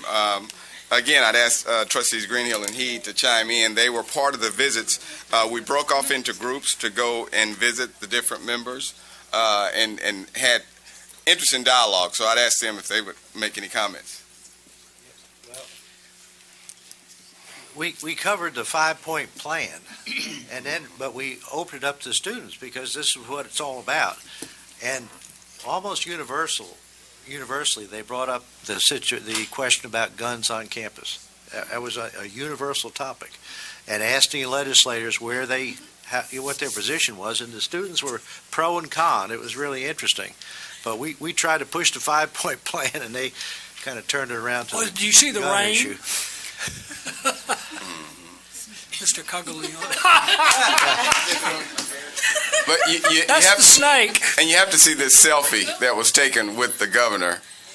That was really interesting because it was Miss Attitude who did it, of course. Who was Miss Attitude? She came. What's her name, Alex?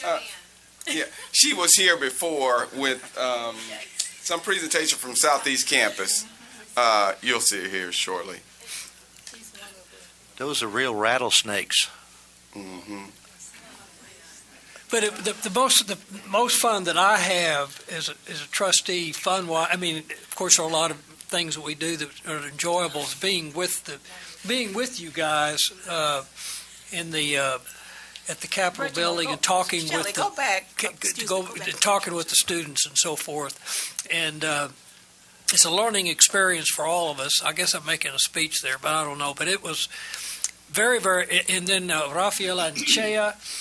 We had lunch over at the Methodist Church Center, and Rafael and Chea gave us some words of wisdom. He's a representative from in Dallas, so it was a phenomenal event, and the rain did not put down our spirits at all. I don't think. Now, how did this? Where did the governor come in? Where did they find the governor? He was actually coming down the hallway. You're kidding me. They were shocked at seeing him, and initially forgot to take a photo. And so he goes on, and somebody said, "We didn't take a photo." So Miss Selfie ran and caught him and took the photo. Which campus are y'all from? Are y'all from all the campuses? South. Northwest. Oh, okay. South and Northwest. Yeah, we had a great mixture. Who had the uniforms on? I saw those nice blazers. Who was that? Southeast. We had shirts on. That's all blazers. No, they're the Tarrant County College shirts. See those blazers down front? Southeast. Bill's not here. Yeah, they sure did. You're right. But we had a great time. Bill Lace, who just can't get enough of us, Bill rode down on the bus with the students, and I'd like to thank Alex Holloway. She helped to coordinate all of this in recruiting the students as well as the logistics. They left from South Campus at about 6 that morning, made great time getting there, and we joined them at registration. As Trustee Greenhill said, we had lunch with them as well, but it was an ideal time. Would anyone like to make a comment? How many times did we lose you? You don't remember that? I remember the day when we didn't have smartphones. I don't know, if we hadn't had smartphones, we'd never found something. We left lunch and where's everybody? Right, it was kind of fun. It was a great time. So thanks to our students as well as our trustees and support for that. And we just want to share that moment. I just wanted to thank TCC for this amazing experience. It was really cool being able to speak to representatives from the state in a group setting. We got to express our opinions and needs that we have with community colleges, like adequate funding and classroom sizes. And it was a great experience, and I'm really grateful for it. Thank you. Thank you. Very good. Anyone else?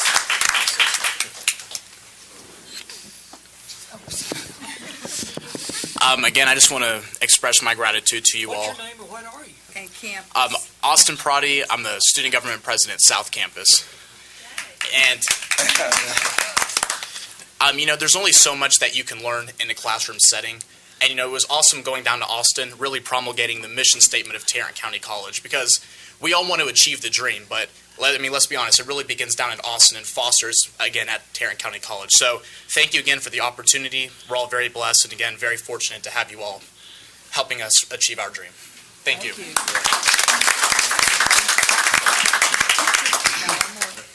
I would like to piggyback off of Austin. I'm Shanetta Williams from South Campus. I'm Vice President of Phi Theta Kappa International Honor Society. So I just want to say thank you.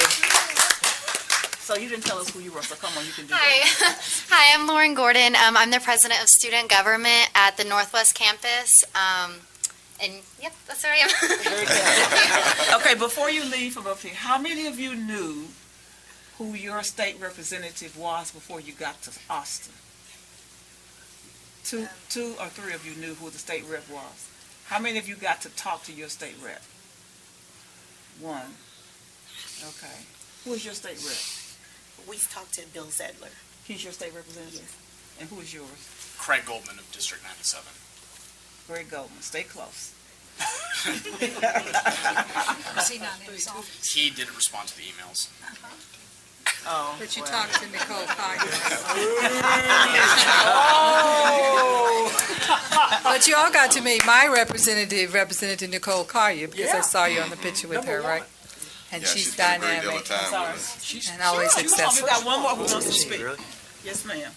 Hello, my name is Rebecca Reyes. I am the president of Student Ambassadors on the Northeast campus, as well as secretary of SGA. And I also want to express my gratitude for going. It was also nice to be around people from our campuses that we knew, because sometimes we did disagree with the representatives, and it was nice to feel like we were together, and it made us feel more confident when we were speaking that we were surrounded by people that we knew from TCC. And so I really do appreciate the fact that you allowed so many of us to go and have this experience. So thank you. Well, thank you, Mr. Gates, and thank all of your students who went. I know it was a great experience for you. We appreciate having you show the interest in going, and stay close to your state reps and your state senator. Let them know how you feel. Where's the picture guy? Picture guy. There he is. That's Glenn. That's my man. Where's Reginald? Hey, Reg, come on. Hey, come on, Bill. Come on, Bill. You were in the rain, too. We were all. Alex. Where's Alex? Picture taker. When your name is called, just move like you want to come up here. She helped us find our students. I don't have it.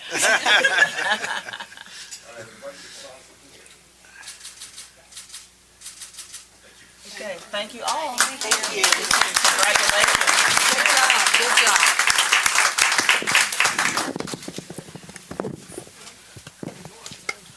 Thank you for representing us so well. We'll move into committee reports. Audit and Finance, Mr. Carter. Thank you. We've not had a meeting since then. I was going to point out that although most of the time the audit committee or the audit finance committee is concerned with audits, if the board would like us to make a little analysis of the effect of the Hazelwood Act, potential, current and potential, we'd certainly be happy to do so. I thought, by the way, Madam Chancellor, that the Hazelwood Act was limited to people, military who went into the service from Texas, and not those who became legal residents, unless they've changed it since then. And then also you had to be honorably discharged. So it was fairly restrictive, but it sounds like that's all out the window now with this. I wasn't aware of it. So if the board wants the committee to take a look at it, we will. So what's your pleasure? Do so? I think so. I think it's worth it. We'll do so. Thank you. Governance Committee, excuse me, met and to prepare the agenda for today. And Institutional Planning met. Ms. Vandergriff is out at UTA working an event tonight, so Dr. Morrison is going to present the Institutional Planning Committee report. Thank you. The Institutional Planning Committee met, and after robust discussion, the IP Committee recommends the board take the action to authorize the Chancellor to conduct a feasibility study to investigate the hospitality management industry and the opportunities that it provides for curriculum here at TCC. And so I'm so moved. And the motion comes from the committee, so it doesn't need a second, but thank you anyway. Any discussion? All those in favor, aye. Aye. Any opposed? And Dr. Morrison, would you give us a 50th anniversary Jubilee report? Yes, well, things are moving right along with the 50th Jubilee anniversary celebration. And the photos that currently are revealed in the picture book represent the institutional view of the last 50 years.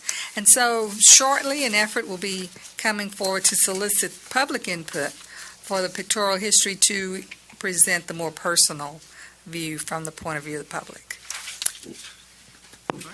And Robert Heiser, who I think is hiding in the closet over there, it tells me that the video is on the website, so ready to be viewed and enjoyed, and thank him and all of his colleagues for their work on that.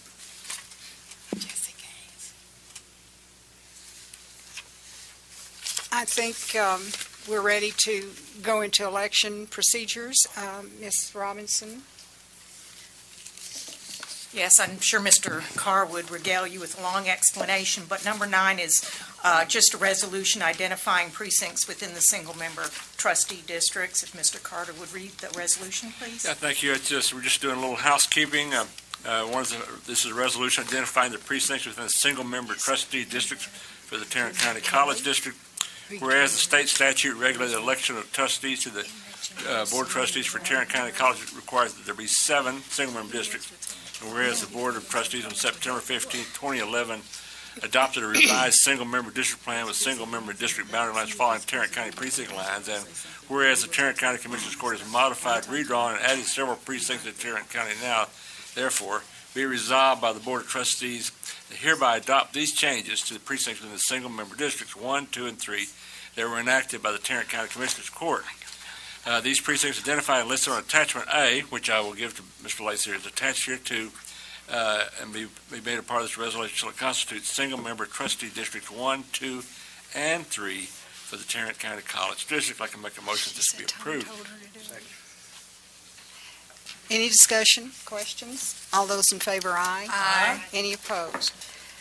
Item number 10, consideration and approval of resolution adopting polling places for trustee elections. Now, this is basically, we're just tweaking it to allow for early voting. Whereas on January 15, 2015, the Board of Trustees ordered an election for May 9, 2015 for the purpose of electing trustees to represent single-member districts, place 1, a 6-year unexpired term, or until a successor has been duly elected and qualified, place 2, 6-year term, or until a successor has been duly elected and qualified, and place 3, 6-year term, until a successor has been duly elected and qualified, and whereas said order called for the election of trustees, however, polling locations for election day and early voting locations were not available at the time that the order was adopted. They have now been provided by the Tarrant County Elections Administration accordingly. So be it resolved and ordered by the Board of Trustees of the Tarrant County College District that in accordance with the general laws of the legislature of the state of Texas pertaining to the election of trustees, the Board does hereby adopt the early voting times, dates, and locations and selects those plans identified and listed on the attached order of election, which is made a part of this resolution and order as a polling location for single-member trustees, District 1, 2, and 3. Said location will serve as precincts and polling places for those voters in the Tarrant County election precincts, which are assigned to said polling places for the May 9, 2015 Tarrant County College District trustee elections, any runoff necessary. Be it further resolved in order that attached order of election is hereby adopted by the board. And I will give Mr. Lace copies of those, the lengthy list of polling places in past. So I'd like a motion for that approval. Second. Discussion? All those in favor, aye. Aye. Any opposed? Motion carries. Thank you, Ms. Robinson. Let's see, Nina Petty is MIA tonight, and so, Yes, Madam President, Nina is away with Kirby. long-lost relatives. If I can get this, can't ever get mine to come on. And she left the recommendations that they're making in good hands. Kirby Chatwell, you're making all of the recommendations? Yes, ma'am. Okay, well, With help as needed from our team who's here as well. very good.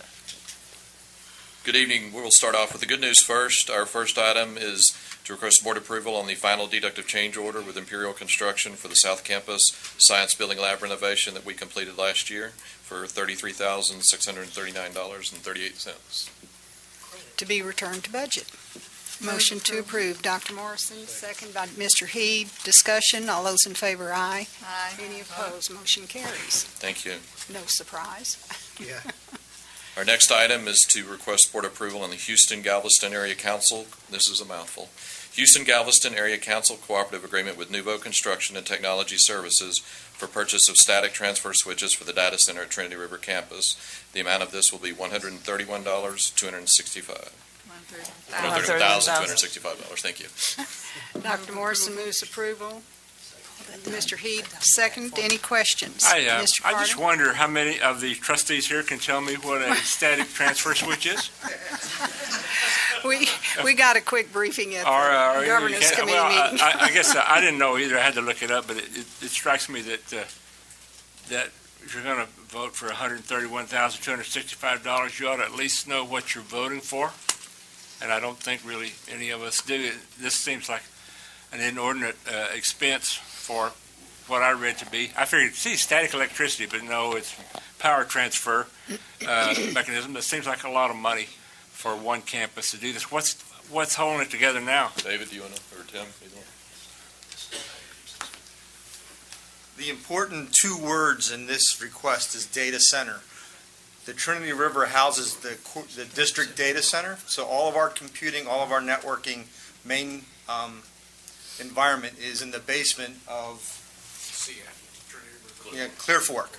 So without any backup power, or the ability to switch power from one grid to another, if something happens in that building with regards to power, and it has on a regular basis, our entire operation goes down, not only at that campus, but because it's the nerve center for the rest of the district, that goes down too. Well, these are switches for power, right? Yes. So what alternate power are you switching to? Sure. Normal practice in a data center is to have two separate feeds of power to all the computing equipment. And because of budgetary concerns back in 2008 and 2009, we weren't able to afford these switches when we brought our data center into the Trinity River Data Center. At the same time, this dual power feeds also feeds our emergency operations center, our dispatch center. So it's doing a lot more than just the section of the data center. We're actually feeding very critical functions for the district. I guess the question is, where are these power sources? One's obviously the power company. What's the other? You have the power company of diesel generators, then you have two sets of very large UPS equipment. You voted back in, I think it was September, for purchasing a backup replacement of a large UPS system. Coming into the April board meeting, we'll be showing the installation cost to put all these together. It's very expensive. What's a UPS system? Okay, UPS is a universal power system, uninterruptible power system. Essentially, it has batteries. It buffers the power coming in from the utility. It smooths out lightning, any outages on power, so the computing equipment does not stop. It cannot tolerate any kind of glitches in power. How long will the system last? The equipment like this is probably 15, 20-year equipment. UPSs are about 10-year equipment. Thank you. I think, Mr. Carter, one of the things we don't always make clear is it just says data center at the Trinity River campus. It probably, some people would read it and think that's for the Trinity River campus, but that's for the district. I've actually been down in there. It's really quite Holy smokes. We hope they're not holy smoke.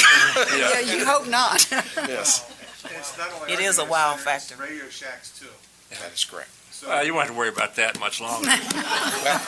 And actually, this is just for our equipment. This piece is just for Tarrant County College equipment.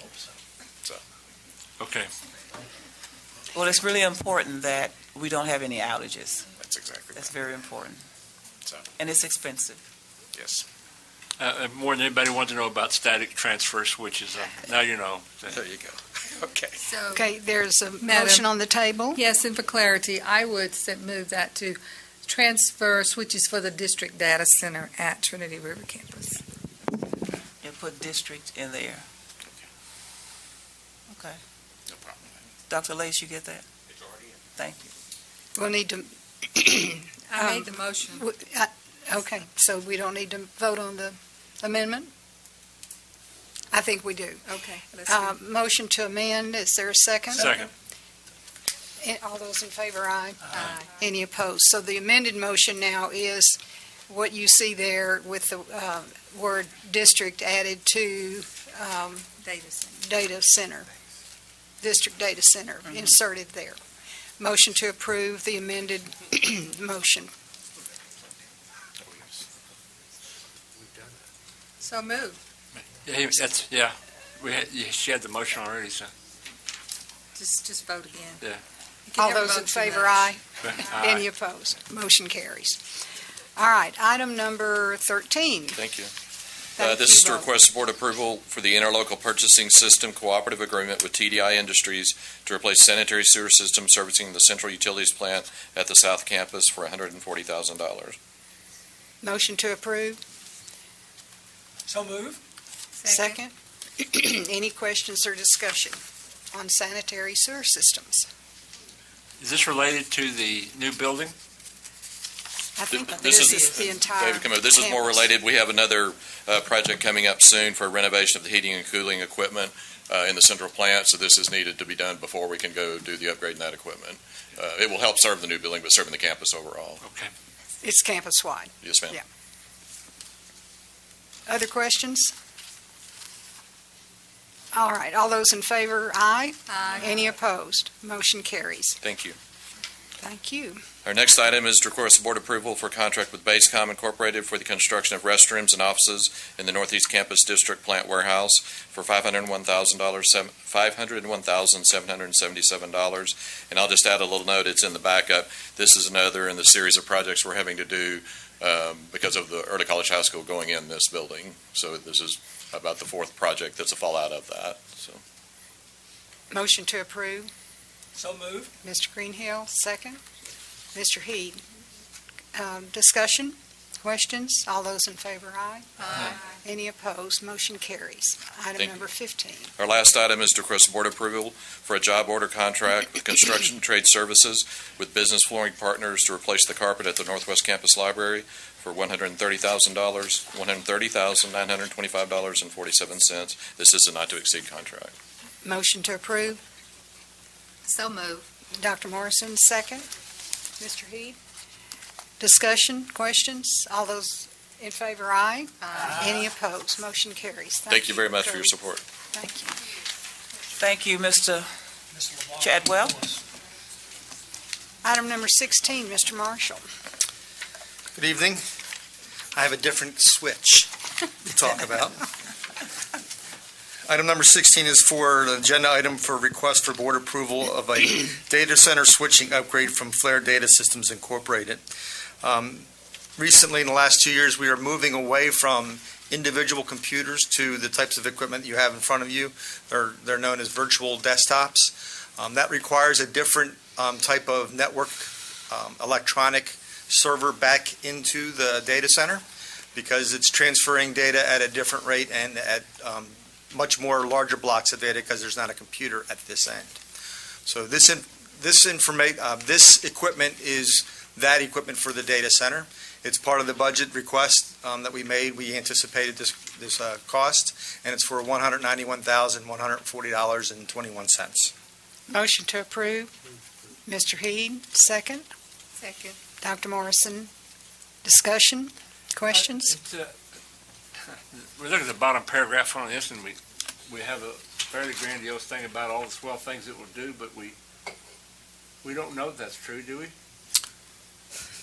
What's that? We're supposed to be data-based, making decisions. This is going to improve student success. This is going to help faculty, all this kind of stuff. And it didn't go through the dream score. It was one of these go, no-go things. So, again, we're spending a lot of money here, and we're every month we're showing up. We're doing another $250,000-$300,000 for electronic stuff. What do we get for this? Really, get right down to it that we don't already have. This equipment replaces the computers that were in the classrooms. As we're replacing computers in the classrooms with a different type of technology, there is an appropriate replacement in the data center to support that. So when you walk into our classrooms and you see a computer screen, in many cases it's no longer attached to a computer, it's attached to a network device that attaches to the data center. This is no more money that we have spent in the past. This is all within our budget. So instead of buying computer servers... Please don't say that. No, I'm saying... I know it's in the budget. Yeah, go ahead. I'm trying to answer their question. All right. So in the classroom, if we don't spend this money, the computers that are aging out will not be replaced. So I'm comfortable with any instructional requirement that's placed before me. If faculty asked to put technology in the classroom, I'm trying to do the most cost-effective and manageable way to do that using the most current technology available. And this is that, without any increase in a requirement of a budget that's been pretty static for technology over the last, at least since I've been here, 3 years and before that. So this is not a request for additional funding. This is a request for replacing and upgrading equipment that has a significant use, but it also has a shelf life. You know, the bottom line for all of this, Mr. Carter and board members, is that it's very expensive to stay current. It really boils down to that. And you either have to spend the money for upgrades to stay current so that we can teach our students in the most effective ways and have them work with equipment that they're going to be working with when they get out into the job market. We either do that or we fall behind really fast. Really fast. I know, Chancellor, we say that, but we don't have any evidence that it's helping. You know, we're spending 131 here. I think the evidence is a number of our students that use this equipment score at the highest level nationally in the Cisco competitions. And this is the equipment... Well, that would be a good bit of data to use, wouldn't it?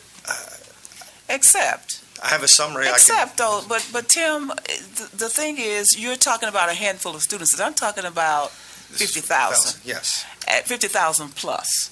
And it's a very different discussion to have. It's, you know, this is something that we keep up to date on or we fall behind. It's just that simple. And we're not going to be able to prove that every student who interfaces and interacts with this new equipment is going to do better. We hope they do. But there are some things that we just aren't going to be able to prove. But as an institution who prides itself on being an institution of really great proportions in this county, serving all these people, we have a responsibility to stay up to date on things. I think maybe as we move forward on a lot of this, it might be helpful for the board if we were, because we make the budget, and in this case, Mr. Marshall tells us what he thinks he's going to need to replace, buy new in some cases, do new projects like the online tutoring, like the call-in, the help desk, all those things we are putting in place to help our students maneuver through the college better. And we have ways of measuring to see how many students use it, and eventually we'll be able to tell you overall if there's improvements in grades and all of that, but it won't be automatically available within 2 or 3 months after we've done something. I look at this as the cost of doing business. I understand the reluctance of continually seeing, a reluctance of approving the continual stream of this type of technology. However, our budget, I don't know if it could take the hit if we brought it to you all at once. And so you would only see it once a year where you would approve the entire technology spend for the year. We do break it up into manageable financial chunks so we don't get hit with having to pay all our vendors at the same time. I would love to bring to you a discussion based upon all the technology in the district. It would be considerable with regards to the time we could spend on the topic. I guess my main problem here is, and I know we have to keep current, and I know we need new technology. I'm just saying this stuff is rolling over us, and pretty much 90% of this room doesn't know what we're talking about. And I don't think the trustees know what we're talking about. But we're talking,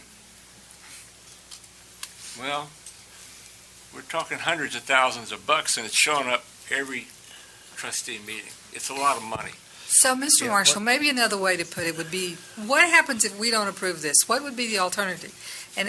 So could you answer that? I think I know the answer, but I think that perhaps The answer would be we would leave the computers that are 5 to 7 years old in the lab without replacing them. We wouldn't move to the technology that we've already moved to. We've already installed 1,500 of these devices. We've replaced that many computers. We have a total of 15,000 computers in the district. Over time, we expect to replace about 50% of them with this technology because it's less expensive, it's easier to manage. I can do all of my remote management, as mentioned in here, from a graphical interface. I don't have to send people out to computers to load disks and load CDs.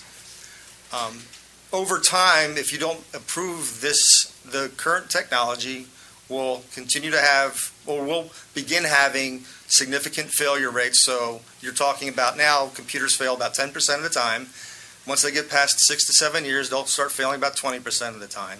And without replacing them, you would just leave dead equipment in its place. Yeah. My understanding is that we're replacing computers with a higher, more up-to-date technology, but a lower cost option than replacing We're computers. spending less on computers. We're spending a little bit more in the data center, but not as much as what we used to spend on computers.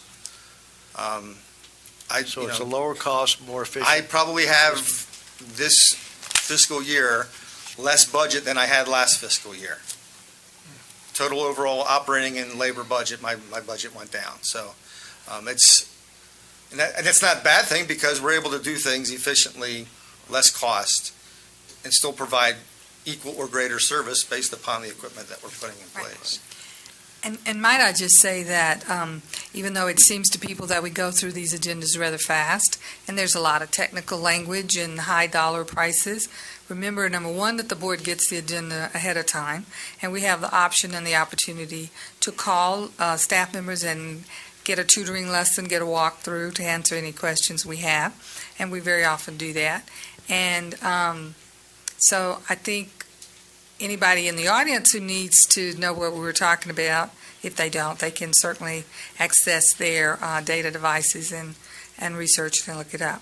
I do get questions. I have a lot of confidence in you. I really do. I'm just saying these are alarming numbers, and I'm going to vote for this. Thank you. Other questions or discussion? Ready for the question? All those in favor of the motion to approve the purchase of data center switching upgrades from Flair data systems, please say aye. Aye. Any opposed? Motion carries. Thank you, Mr. Marshall. I think you have the next item, number 17, Ellucian Central Help Desk. I think two board meetings ago, I anticipated this purchase because this is for the central help desk that answers our calls 24/7. The initial contract was for 50,000 contacts. Those contacts can be phone calls, email messages, online chats from our students, faculty, and staff looking for help with the technology.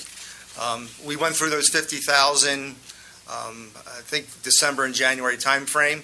The contract did have a consideration for additional contacts at additional cost. This is the additional cost. The contract ends in April. We do have at the district a technology contingency fund because not all technology services or products at the beginning of the planning budget time are foreseen. So that's how this is being funded through that. The contract will roll back to 50,000 contact hours for the next year because we're putting things in place so students don't need to call us as often. We're buying additional password reset software. 75% of the calls are students that forget their passwords. So we're trying to take, we wanted to take the statistics and determine what to do next. So next year we don't want to pay so much for calls. We'll point them to a place where they can change their passwords themselves. But we still have to handle the calls. And that's for $151,450. Motion to approve. So moved. Mr. Greenhill, second. Second. Dr. Morrison, any discussion, questions? All those in, I'm sorry. This covers calls during peak periods only? Is this? This is 24/7, This is the 365 24/7. days a year, and we had 300 calls on Christmas Day. Wow, okay. You'd be surprised. I mean, there's a chart that shows the number of calls in the months, but I looked because I'm curious. I wanted to see how many called on Christmas. So that's amazing. Other questions, comments? All those in favor, aye. Aye. Any opposed? Motion carries. Thank you very much. Thank you. Item number 18, consideration and approval of indefinite delivery, indefinite quantity method for project delivery and approval of one pool of conceptual cost estimating and program budgeting services for a 2-year period. Mr. McClendon. Good evening, Madam Chancellor, Madam Chairman, board members. It's a great pleasure to be with you here. I bring forward the approval for the use of indefinite delivery and indefinite quantity, IDIQ, for the approval of conceptual cost estimating program for budgeted service for 2 years. We issued an RFP for qualifications for the selection of conceptual. We received 2 responses, and those responses were evaluated according to the criteria that we posted in the RFP. Both responses included in pool both met the qualifications, so it recommended that these 2 firms will be used. Again, any contract that is initiated greater than $100,000 would be brought to this board for consideration. So we recommend the approval of the use of this method. By the way, it will be this method, Madam and Chairman and Chancellor, that would be used in the next steps of your Northeast Campus Center of Excellence for Visual and Technical and Performance House, where the board approved that we engage a professional service to do cost estimation. So this is the service that would use that. Motion to approve. Well, I read what this is all about, but will you give me a narrative about this process? I think I'm going to Yes. to my colleague. This is the one I didn't understand. Okay. I will. Mr. Hardin is going to give you all the details. IDIQ is definite where? Okay. Yes, sir. What can I answer for you? I'm sorry. Just explain the process to me again. I read it, but I did not follow it. Well, a conceptual cost estimator, we could use them early in the budget cycle. We have several projects we want to do to help determine an estimated cost for that to present for budgets. As Mr. McClendon mentioned, you've got the new performing arts building at the Northeast campus. One of the process there, we would use a cost estimator to help us come up with an estimated budget as we move forward in the process. Okay. It's not something we would use on everything we do, but we would just wanted to develop a pool. What we're asking is to develop a pool so when we need someone to help us with cost estimating, we'll have them to engage. A pool of what? Contractors. Okay, all right. People who can provide that service. Right. People who are qualified to do that, and we went through the qualification process. Can I ask? What does IDIQ mean? Indefinite delivery, indefinite quantity. Okay.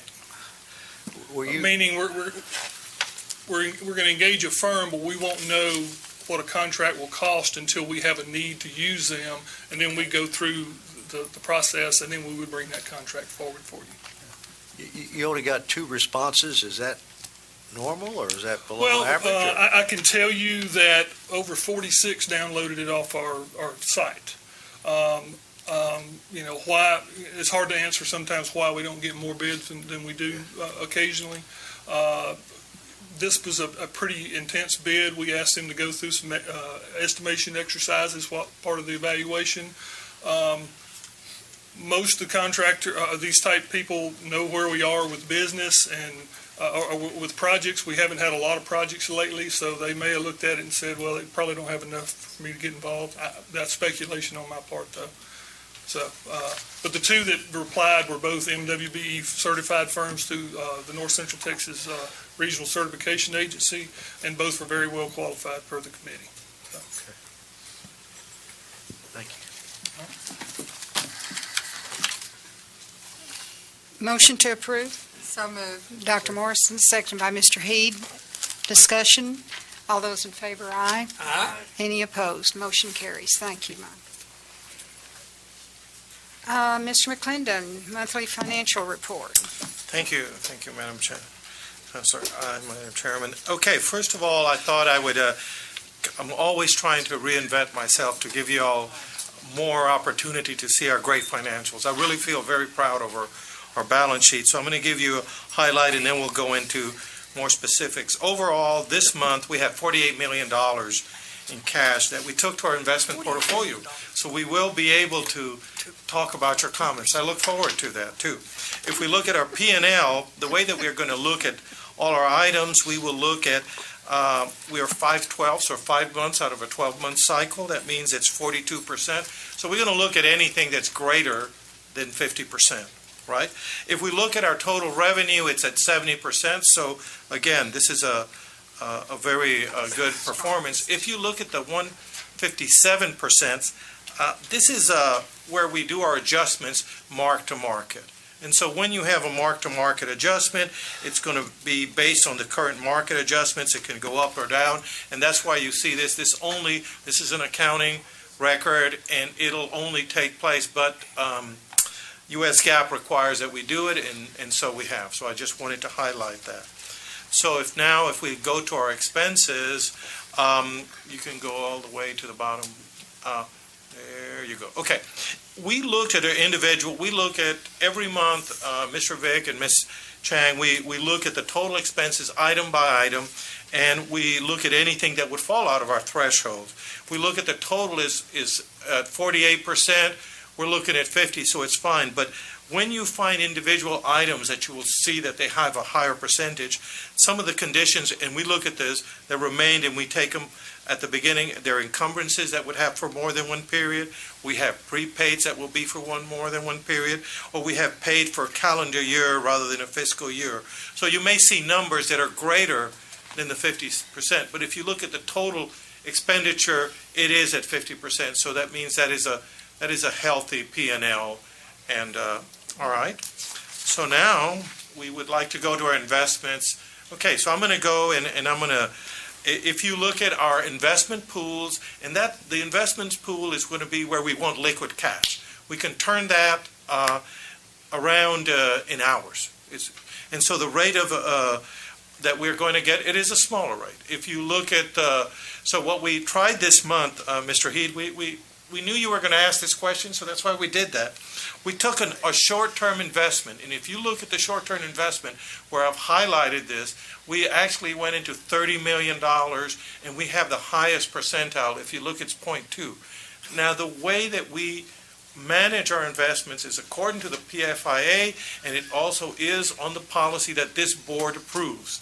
This board, and only this board, can come back within the guidelines of the PFA and change it, and we would subscribe to the changes that you asked us. So we will certainly bring that. So if we look at that, we took a different maturity to have a 0.21. This is, again, a very good investment. It's a little bit more.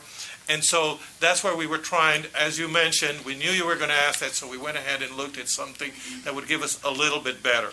Now, if we look at the U.S. agencies, we actually are always looking at changing. If you look at it, we actually took a $10 million investment. We took it, we went ahead and sold it to be able to get a 1.52 investment, and this is going to give us approximately about $67,000 into interest in a year. So we're always continuously striving to get a better investment within the parameters that we are asked to work for. So if we look at it globally, we've gone from 259 million. I just told you that we had 48 million. That's how we schedule it out, because what I also look at the burn rate. I'm very interested in the burn rate of how much cash we burn. And so that's where we are looking at the lower thresholds, and the ones that are long-term, we try to keep them always so we don't have to take an early withdrawal penalty or something like that. And we are, I think cash, we are aggressively trying to determine, and we work on that. We review it every month to not ever be able to have, to change our investment portfolio. So far, I think it's worked well. If we look at it, so we've basically gone from 259 million to about 307. You will see that when this year cycle is over, probably end up with about 200. And so we're always trying to siphon exactly what we need. If you look at the spread, we're looking at a 0.75 to a 0.69. If we think about 6 to 8 months ago, we were looking like a 0.2. This is going to be a reflection of the market. I'm going to tell you that the market is going to be driving this, and also when the market gets very aggressive, we try to look at what happens in Europe and Greece. You would be able to see where actually they call in our bonds, even though we ask them to go for 5 years or 3 years, they can actually call in the strip, and then we have to redo the process. Any questions? I have a comment Yes, that Trustee Heed, we have a statutory duty as a board each year, and there's a point in time in that year that we have to approve the policy, not the investments. We know what the investments can be. That's in the law. But every year we're supposed to review our policy. Now, I should suggest that we do have a finance committee, an audit finance committee, whose duty is who might review that. And you're on that committee. No, me. Well, that's a committee that might review the policy, not the investments. The investments are required by law, but we can review that policy. And I suggest that we do that at some point.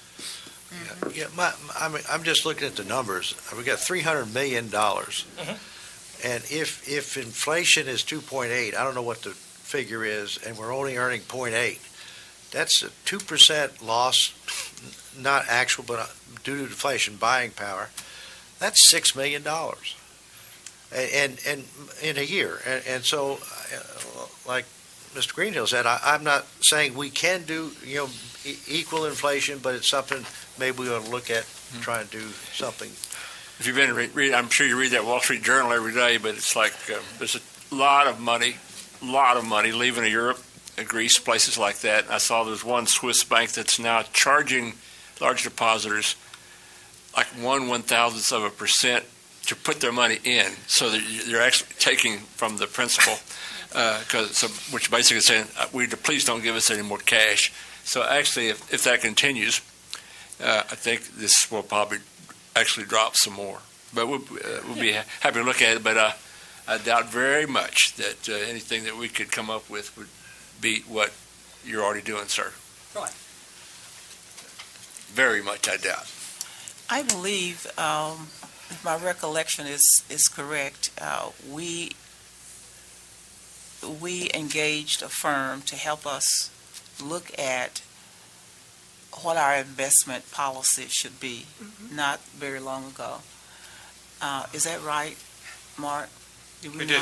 We looked at, we brought somebody together, and we actually, when we looked at this, ma'am, was actually when we went to the investments, and you asked us to go ahead and allow, we use the foundation is an investment for us. In other words, they have to report the cash to the district. It is district. And so we looked at the two policies. One is a PFIA and the other. And we had a firm that actually looked at those two, and we go to that. In addition, we, the financial staff, Mrs. Chang, myself, Mr. Vick, and others, we go to training every 2 years, and we relook at it. And, I continuously question. What firm did you engage? I can't remember. And why didn't we know about No, Did we find out? Okay. Yeah. I'm not accusing anybody of anything. I They just, had a presentation to the board. The board had Okay. to accept their recommendation. I don't recall that. There's just so much we do, you can't remember everything. I- That's why we take minutes. I've asked Dr. McIntosh to come to the microphone because I think it's important that you hear what the foundation does for us and how it conducts its business on investments, because even though they're not under the same restrictions that we are, they have some very, I would call it, conservative and as liberal as they can be principles. So talk to the board a little bit about what you do with the money that's invested in the foundation. Certainly. Good evening. Thank you. The foundation, of course, as a separate entity, has a separate investment policy that it operates under for management of funds that have been gifted to the foundation. Our board determines a policy and then implements hires a manager to manage those funds. But several years back, I believe, I don't have the year in my mind, but we did take on a additional responsibility as a part of a management agreement with the college district to manage funds on behalf of the college district. And we manage two accounts, two pots of money, if you will. One fund is managed identical to the district's policy, and this is under the same guidelines by which you as a trustee board have approved, and our manager implements those same guidelines. The other fund is the Gas Royalty Scholarship Fund that you approved several years ago, that was set aside to fund scholarships, primarily the Stars of Tomorrow, as well as other scholarship programs that the district has authorized. Those funds are approved by you to be managed in accordance with the same policy by which the foundation board has operated its funds are managed by. The process that the Chancellor is referring to, after a very lengthy due diligence process with advisors and even the district's investment advisor, it was determined that you were allowed to, because those particular funds had been set aside for a scholarship endowment, that the state statute allows you to have those funds managed in a different way and under a different policy than the normal PFIA, Public Funds Investment Act, allows. So you can get a much higher rate of return, and that's by which we're managing those funds. So we'd be happy to, provide that policy to you, and you can see the different areas by which, how we're investing those funds. But it is in a much more liberal fashion, approximately, those of you, from the investment world, approximately, say, 70-30 equity to fixed income type portfolio. That's a generalization. But we'd be happy to share that with you, and you can see that exactly. Joe, why don't you get with Reginald and let's put you on the agenda for sometime soon to come over and show some numbers to the board. I think that would be helpful. I'm not trying to be controversial here. I'm just saying, for the avoidance of doubt, I do not recall us ever having a financial advisor come in here and tell us about our policy and reviewing our policy. What I do recall is a McCall, Parkhurst, and Horton lawyer coming in here at least twice to tell us what the law is, which is not policy. That's all I'm trying to say. And if you've had an investment advisor advise us, I'd like to see that report. I don't care. I'm just saying there are opportunities. We do have a duty to review our policy every year. Exactly. And what I remember getting in regard to that when we approve it is a lawyer coming in here and telling us every 2 years what we can invest in. And that's not policy. That's the law. And so that's what I don't remember being advised, and maybe sometime you can rejuvenate my memory. I may have misspoken, Mr. Greenhill. Ma'am? I may have misspoken. Maybe you're right, perhaps. Nancy, he's right?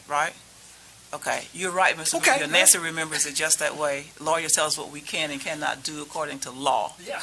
But that was not, but we did adopt a policy in accordance with what he said. I'm not sure what kind of advice we got then from that, so I'll retract that statement and say that we got a report from the lawyers and they told us what we could and couldn't do, and then the board adopted a policy All right. that you had reviewed. But it's time, I suppose, to redo it. I'm not. That's something we can do. I'm not Yes, suggesting that's our that we job. do it. I'm just saying it is an opportunity. Trustee Heed said, well, we might make some more money. We might be able to evaluate that. Every little bit helps us. So we appreciate it, Mr. Heed. Thank you. Other questions or comments? Mr. McClendon, you finished? I am. Thank you. Mrs. Hadley, new staff introductions and accolades. Madam President and members of the board, Tarrant County College is a very dynamic institution in so many ways. We have to spend thousands of dollars, and it all amounts up to millions of dollars on things that people don't understand. We have lots of people who come to Tarrant County College needing stuff very often that we don't have, and we work very hard to try to get the things we need in place so that we can serve the students. We work very hard to keep policies and procedures in the right place so that we can serve our employees well and can keep the college in a good place with everything we do. So it's a dynamic place. There's never a dull moment around here. There's always something changing. I know when you're sitting on a board and you come here once a month, you get a lot of information. It's a lot to digest. But it looks like we're just flipping all the time, probably, to a lot of people. But when you've got a $400 million budget and over, I guess, close now to 3,000 total employees who work with us, including students, that's a lot of dynamics are going on in that area. So every month when we bring new staff introductions to you, I know you think, do y'all do anything other than hire people around here? And now you're talking about hiring more. But for the most part, the people we hire after the beginning of the new fiscal year would be replacements. That's what we get for the most part. Most of the new employees that we hire, the ones that are going to cost us more money for insurance, more money for retirement, all of those generally come in the first few months of our fiscal year. So tonight is no different. Dr. Joy Gates Black has 2 new employees that she wants to present to you. Dr. Gates Black. Make sure you say whether that's a replacement or a new position, please. Yes, ma'am. Chancellor Hadley, Mrs. Appleman, board members, I am pleased to introduce 2 individuals who are both replacement positions. The first person is Miss Rebecca or Becky Griffith, and Becky, if you could come forward. She is the registrar at the Northwest campus. Becky comes to TCC from Lee College in Baytown, Texas, where she worked for 16 years, 14 of them as the registrar and director of admissions. While at Lee, she served on the SACS reaffirmation teams and as the PeopleSoft functional lead for student records, the college's state reporting official, and FERPA liaison. She also served as an adjunct instructor for administrative technology and developmental education, teaching the college's student success course. Becky holds a master's degree in educational technology leadership from Lamar University and a bachelor's degree from Temple University. Becky became active in the Texas Association of Collegiate Registrars and Admissions Officers Association in 2000 and served the association in many leadership roles, including president of the association in 2014. At this time, she is the current past president of the association, which has more than 1,100 members. Becky is the mother of 2 adult children, Katie, who lives in Houston, and Ross, who lives in Wimberley. And in the coming months, she looks forward to house hunting in the Fort Worth area. In her free time, she enjoys traveling, and yes, a trip to Spain and Portugal last summer was a highlight of her traveling. She also likes reading and gardening. Please join me in welcoming Becky to Tarrant County College. Welcome, Becky. Do you grow tomatoes in your garden? No, Oh. I gave up on that. Just flowers. Oh, I was going to ask you for a tomato next spring. Welcome to Tarrant County College. Thank you. You glad to be here? I am delighted to be here. It's a wonderful district, and I'm enjoying everything I learn about it. Anything else you want to tell us? No, just thank you, and look forward to serving you and being responsive to student needs. I love the community college. I love what we do. I wouldn't want to be anywhere else. Did you tell your president you were leaving to come to Tarrant County College? I did. He was And? not pleased. I know. So when I see him next time, he won't be happy with me, right? Yeah, I don't think so, unless something's changed. But he was supportive. Dennis Yes. Brown is doing his first presidency there at Lee College, and Lee College is doing a lot of great things. But this was an opportunity for me, and I appreciate everything that I've been extended here, and Mr. Jimenez for identifying me and inviting me to come here. Very good. Well, welcome. We're glad you're here. Thank you.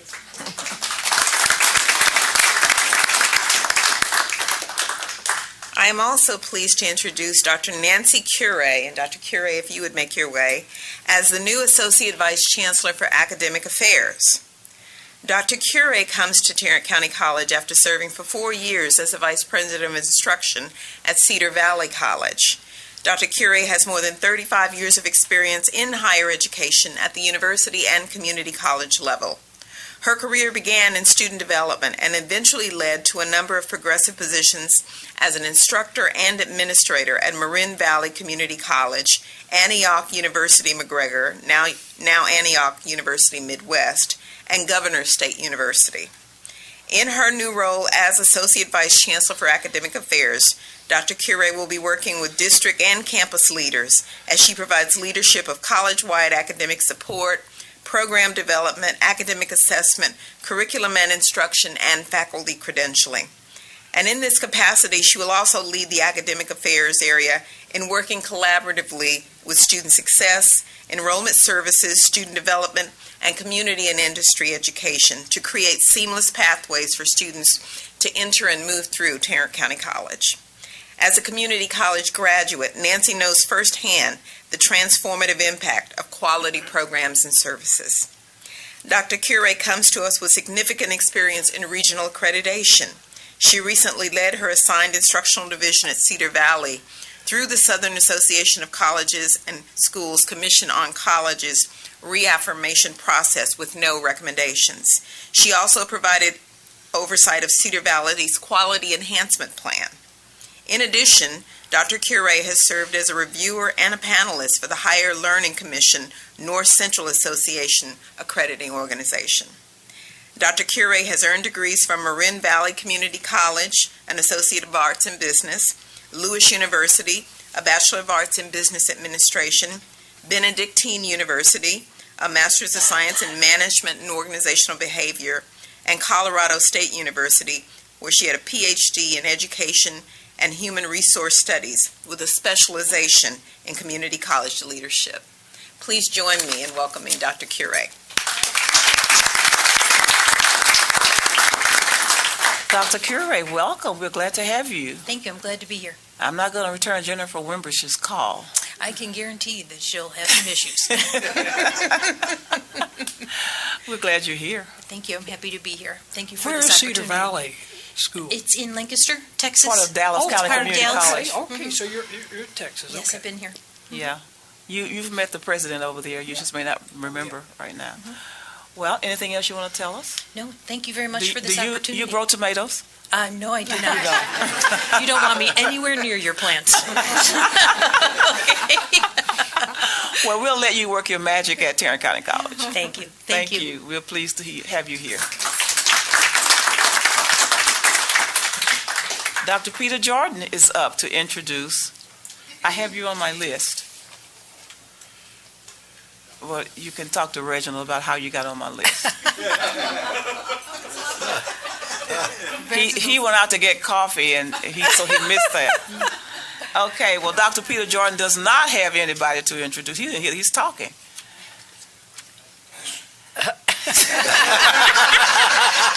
Nice to have you back, Mr. Gates.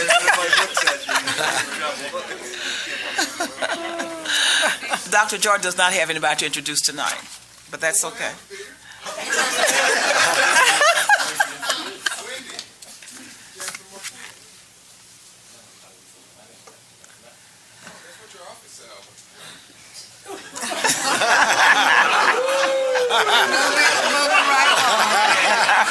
Moving right along.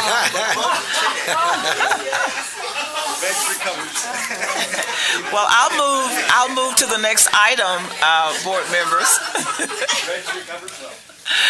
And that would be the campus accolades. Northeast Campus is bragging about Ken Moak, who is an associate professor and department chair of the Computer Science and Information Technology Department on Northeast, is testing an open source option instead of a textbook in 2 of the department's largest classes. Isn't that awesome? BCIS 1305 and COSC 1301. COSC is computer science. BCIS is what? What is it?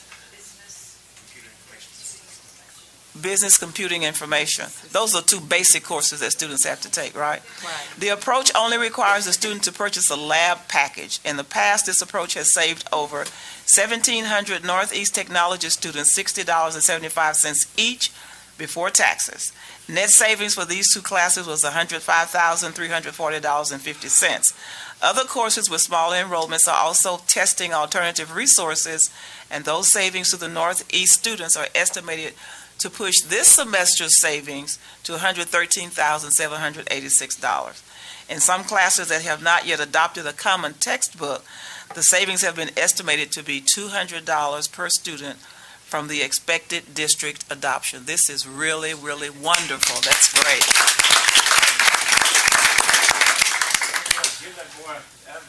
Attaboy, that's right, that's right. So we're very pleased at the results of that have come from the common textbook. Our faculty members are being very creative. Some of them have been doing this for a long time.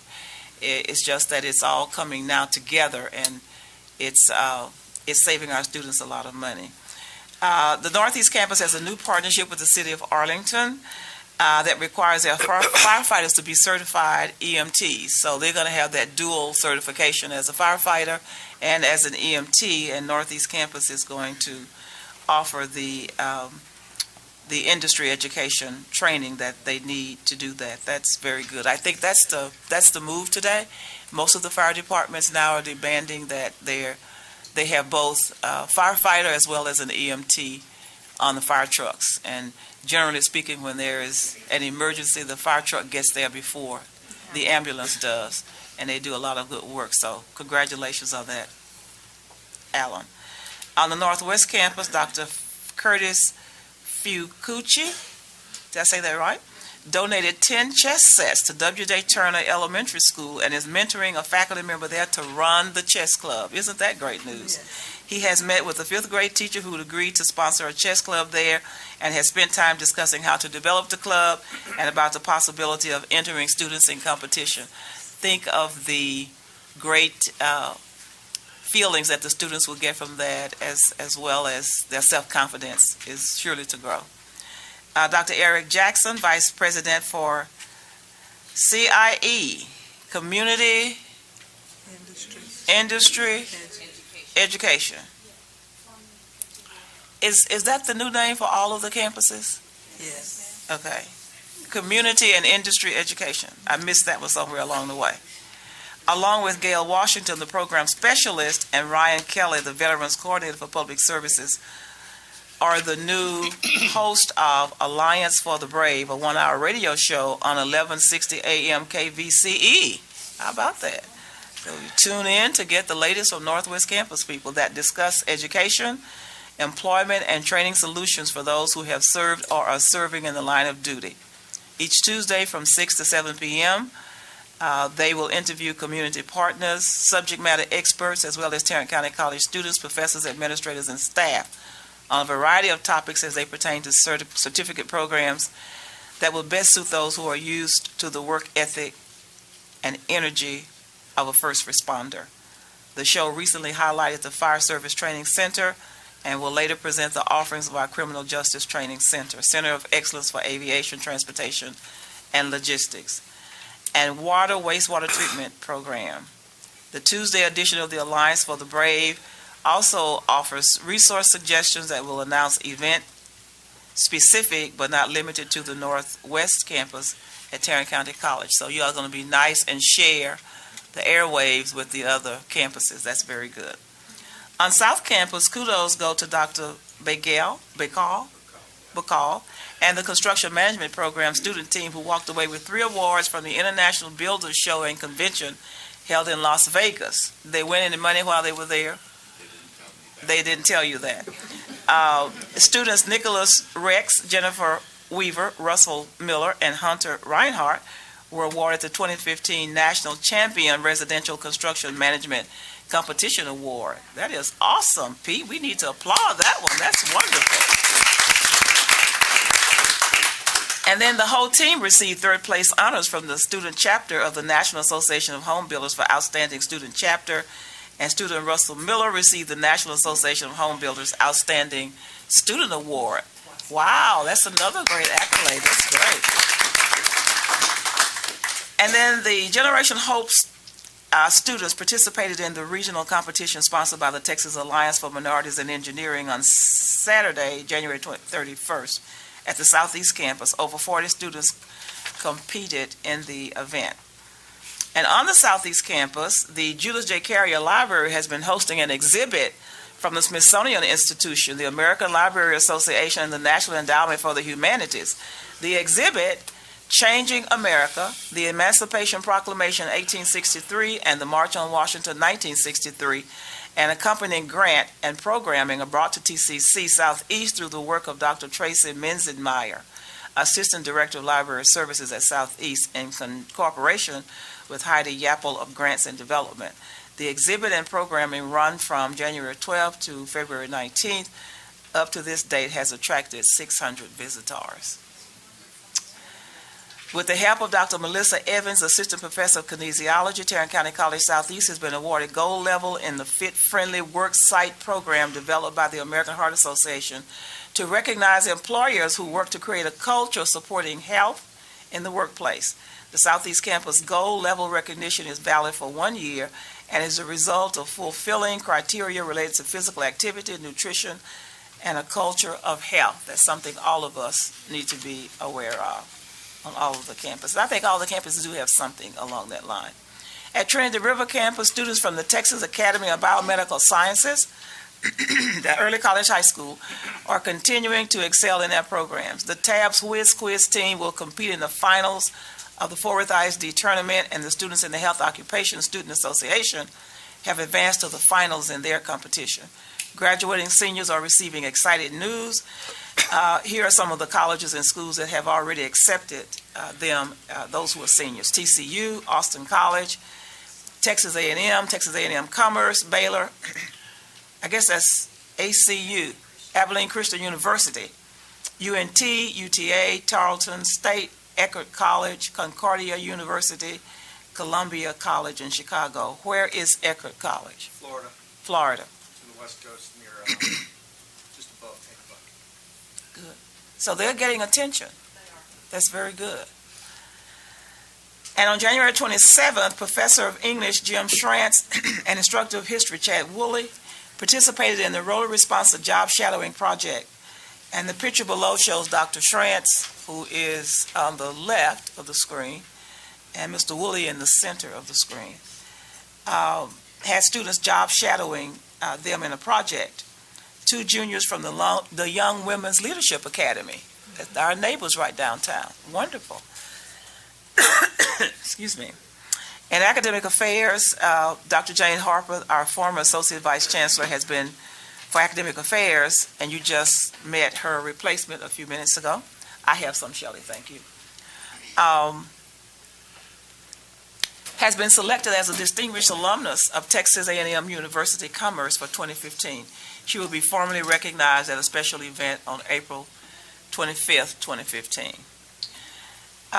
Dr. Chris Darville and his team of 5 campus coordinators recently completed the hiring of more than 100 supplemental instruction leaders in preparation for spring term 2015. You heard me mention those a few minutes ago. Those are primarily students. These instruction leaders will be serving students in targeted courses that are most difficult to complete with a passing grade. The one thing I really like about how we've structured this is that students don't have to seek out the help. We identify the courses where they have less success and put students in there automatically to help them. So that's very good. And finally, in Administration and General Counsel, in conjunction with Workplace Answers, the TCC Human Resources and Coordinators of Student Support Services were awarded the prestigious National Association of Student Personnel Administrators Excellence Award in the Violence Education and Prevention, Crisis Management, and Campus Safety category. And they won the Bronze Star Award for the submission of student empowerment non-residential. Team members for awarded submission include a whole list of people, and you can see who they are, all led by their leader, Angela Robinson. We really, really appreciate that. That's great for our employees to be on top of the crisis management piece. We also have a lot of great support from the student support services on all of the campuses that have those crisis support programs. I'm not sure, maybe I talked about this in the governance meeting, but I spoke at the Petroleum Accountants Society at the Hilton Hotel on February the 2nd, and spoke, of course, at our Leadership TCC luncheon and panel at the Trinity River campus on February 4th. And Madam President, I want to take a minute, as I try to always remember to do, to thank our fearless faculty leaders, JCC members, who work very hard. They're here all the time. They agree to take these jobs on knowing that they're going to be on the hot seat most of the time. If it's not the faculty who keeps them on the hot seat, is me. But things are going very well, right, JCC members? Things are going very well. And so we look forward to continuing to work with you. Next month after next is the change of guard, April of 2015. Stephen Brown gets to relax a little bit. He's been president actually twice. He was president of the group, and now he's the district president. That's a new position that was created. And now Karen gets to take that over following Stephen. So we appreciate your great work. And thank you for being here tonight. That's all I have, Madam President. Thank you. We have several reports from board members who have attended some conferences. I would ask you to be brief. Starting with the Community College Association of Texas Trustees and the Texas Association of Community Colleges Conference in Austin. Mr. Heed and Mr. Greenhill? I don't have anything for it. We made that presentation. I did go to the CCATT. We had a joint meeting with the TTACC to go over. It was a joint convention, and that was very useful. And then I went to a board meeting, CCATT. We had our own meeting, but Conrad? We had a brief meeting of our legislative committee, of which I'm a member, and we discussed our 5-point plan, and we were urged to contact all of our legislators. We did meet with some of them, of course, on the Hill, but also to meet with them in their offices back home, and keep pushing the 5-point program that we all agree to.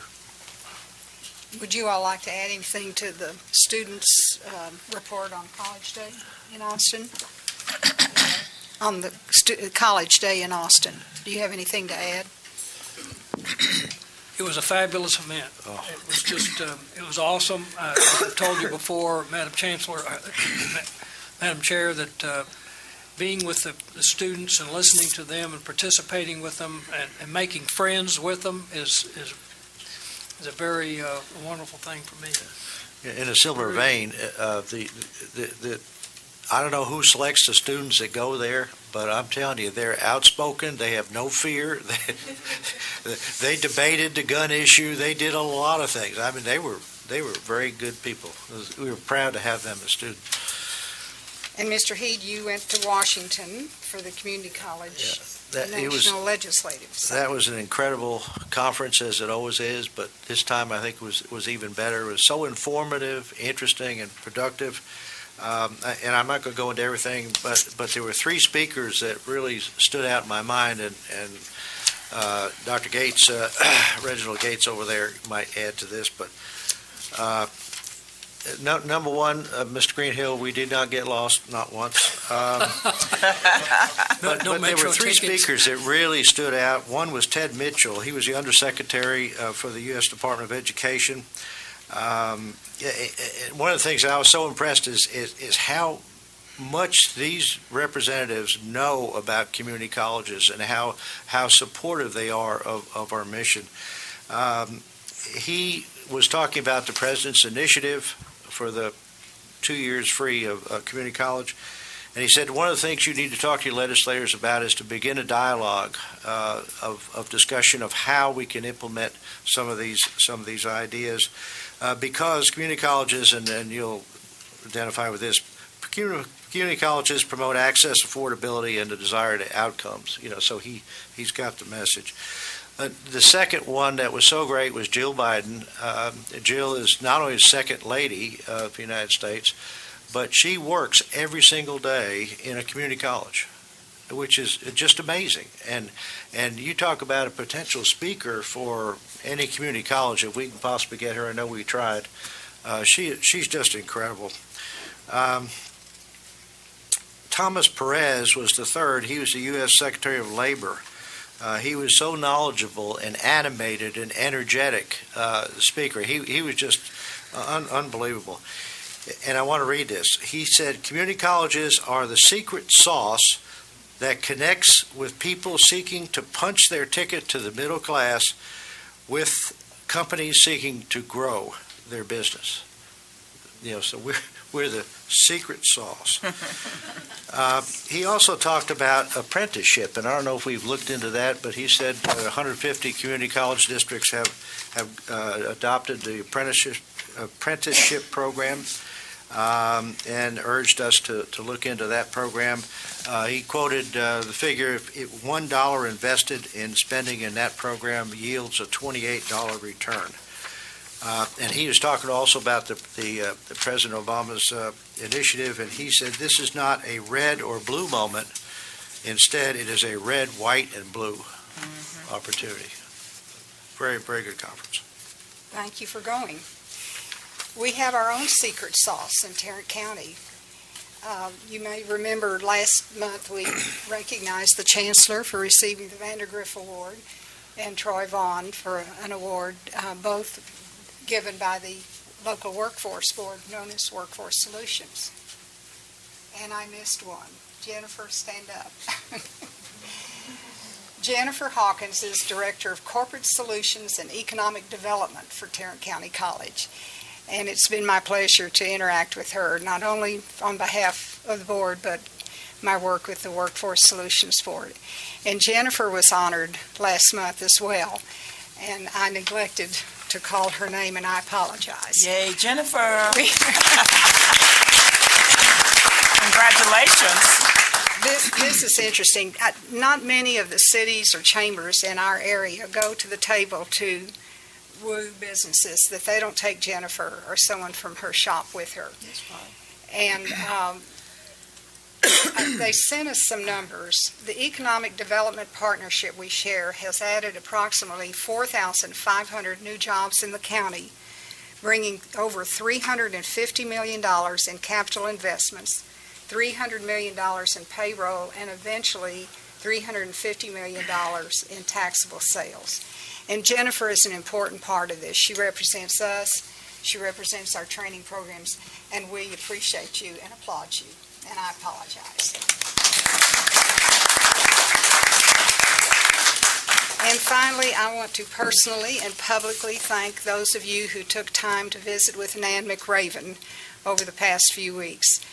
We were chosen over all of the 50 other community colleges in the state, and really she could have gone anywhere in the country. but she chose us for her subject for her dissertation as she completes her PhD. And the subject is to be the international programming that we have. And she enjoyed so much her time on all of your campuses, visiting with all of you that she was able to meet with, including the Chancellor, and sent a very nice note of appreciation. So I know it was extra on your agendas, but I think it was very meaningful, and we're going to be part of her dissertation. So thank you so much. I think we are finished with our business. Dr. Morrison? Might I just add a compliment to the PR and Marketing Department for attaching all of the clippings and the media notices to our agenda, so we can, if we missed any, we can review them. Thank you very much. Good to have. Makes for a thick packet, but it's so easy now with the computer. So we are going to adjourn this meeting and go into a closed meeting where we will deliberate real property, Section 551.072 Texas Government Code, deliberation on personnel matters, Section 551.074 Texas Government Code, consultation with the attorney, Section 551.071 Texas Government Code. I do not anticipate any action. We will have one item to vote on at the conclusion of the meeting. If you're inclined to stay, you may, or you can just turn on your computers when you get home and watch. Thank you so much for being with us. Reginald.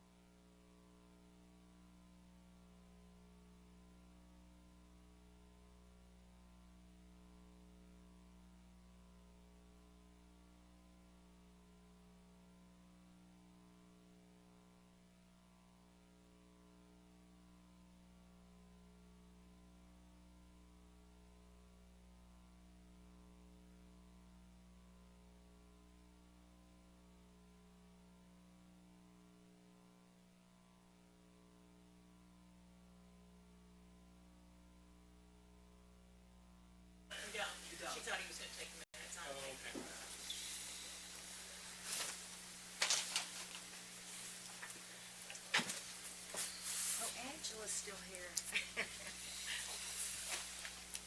Everybody's going to stand up. We're not it's 9:15. We're going to reconvene the meeting of February 19th, 2015. And Mr. Carter will propose a motion relative to the Chancellor's salary. Compensation level, I'd like to make a proposal that while we leave the, Get to the microphone. while we leave the Chancellor's salary at its current level, that we compensate her with a $20,000 bonus for achievement of trustee goals. Second? Any discussion? All those in favor, aye. Aye. Any opposed? Motion carries. We are adjourned. Well, board members, thank you very much. I'm most appreciative of your generosity. Thank you. Thank you. And Ms. Irma, you take care of yourself.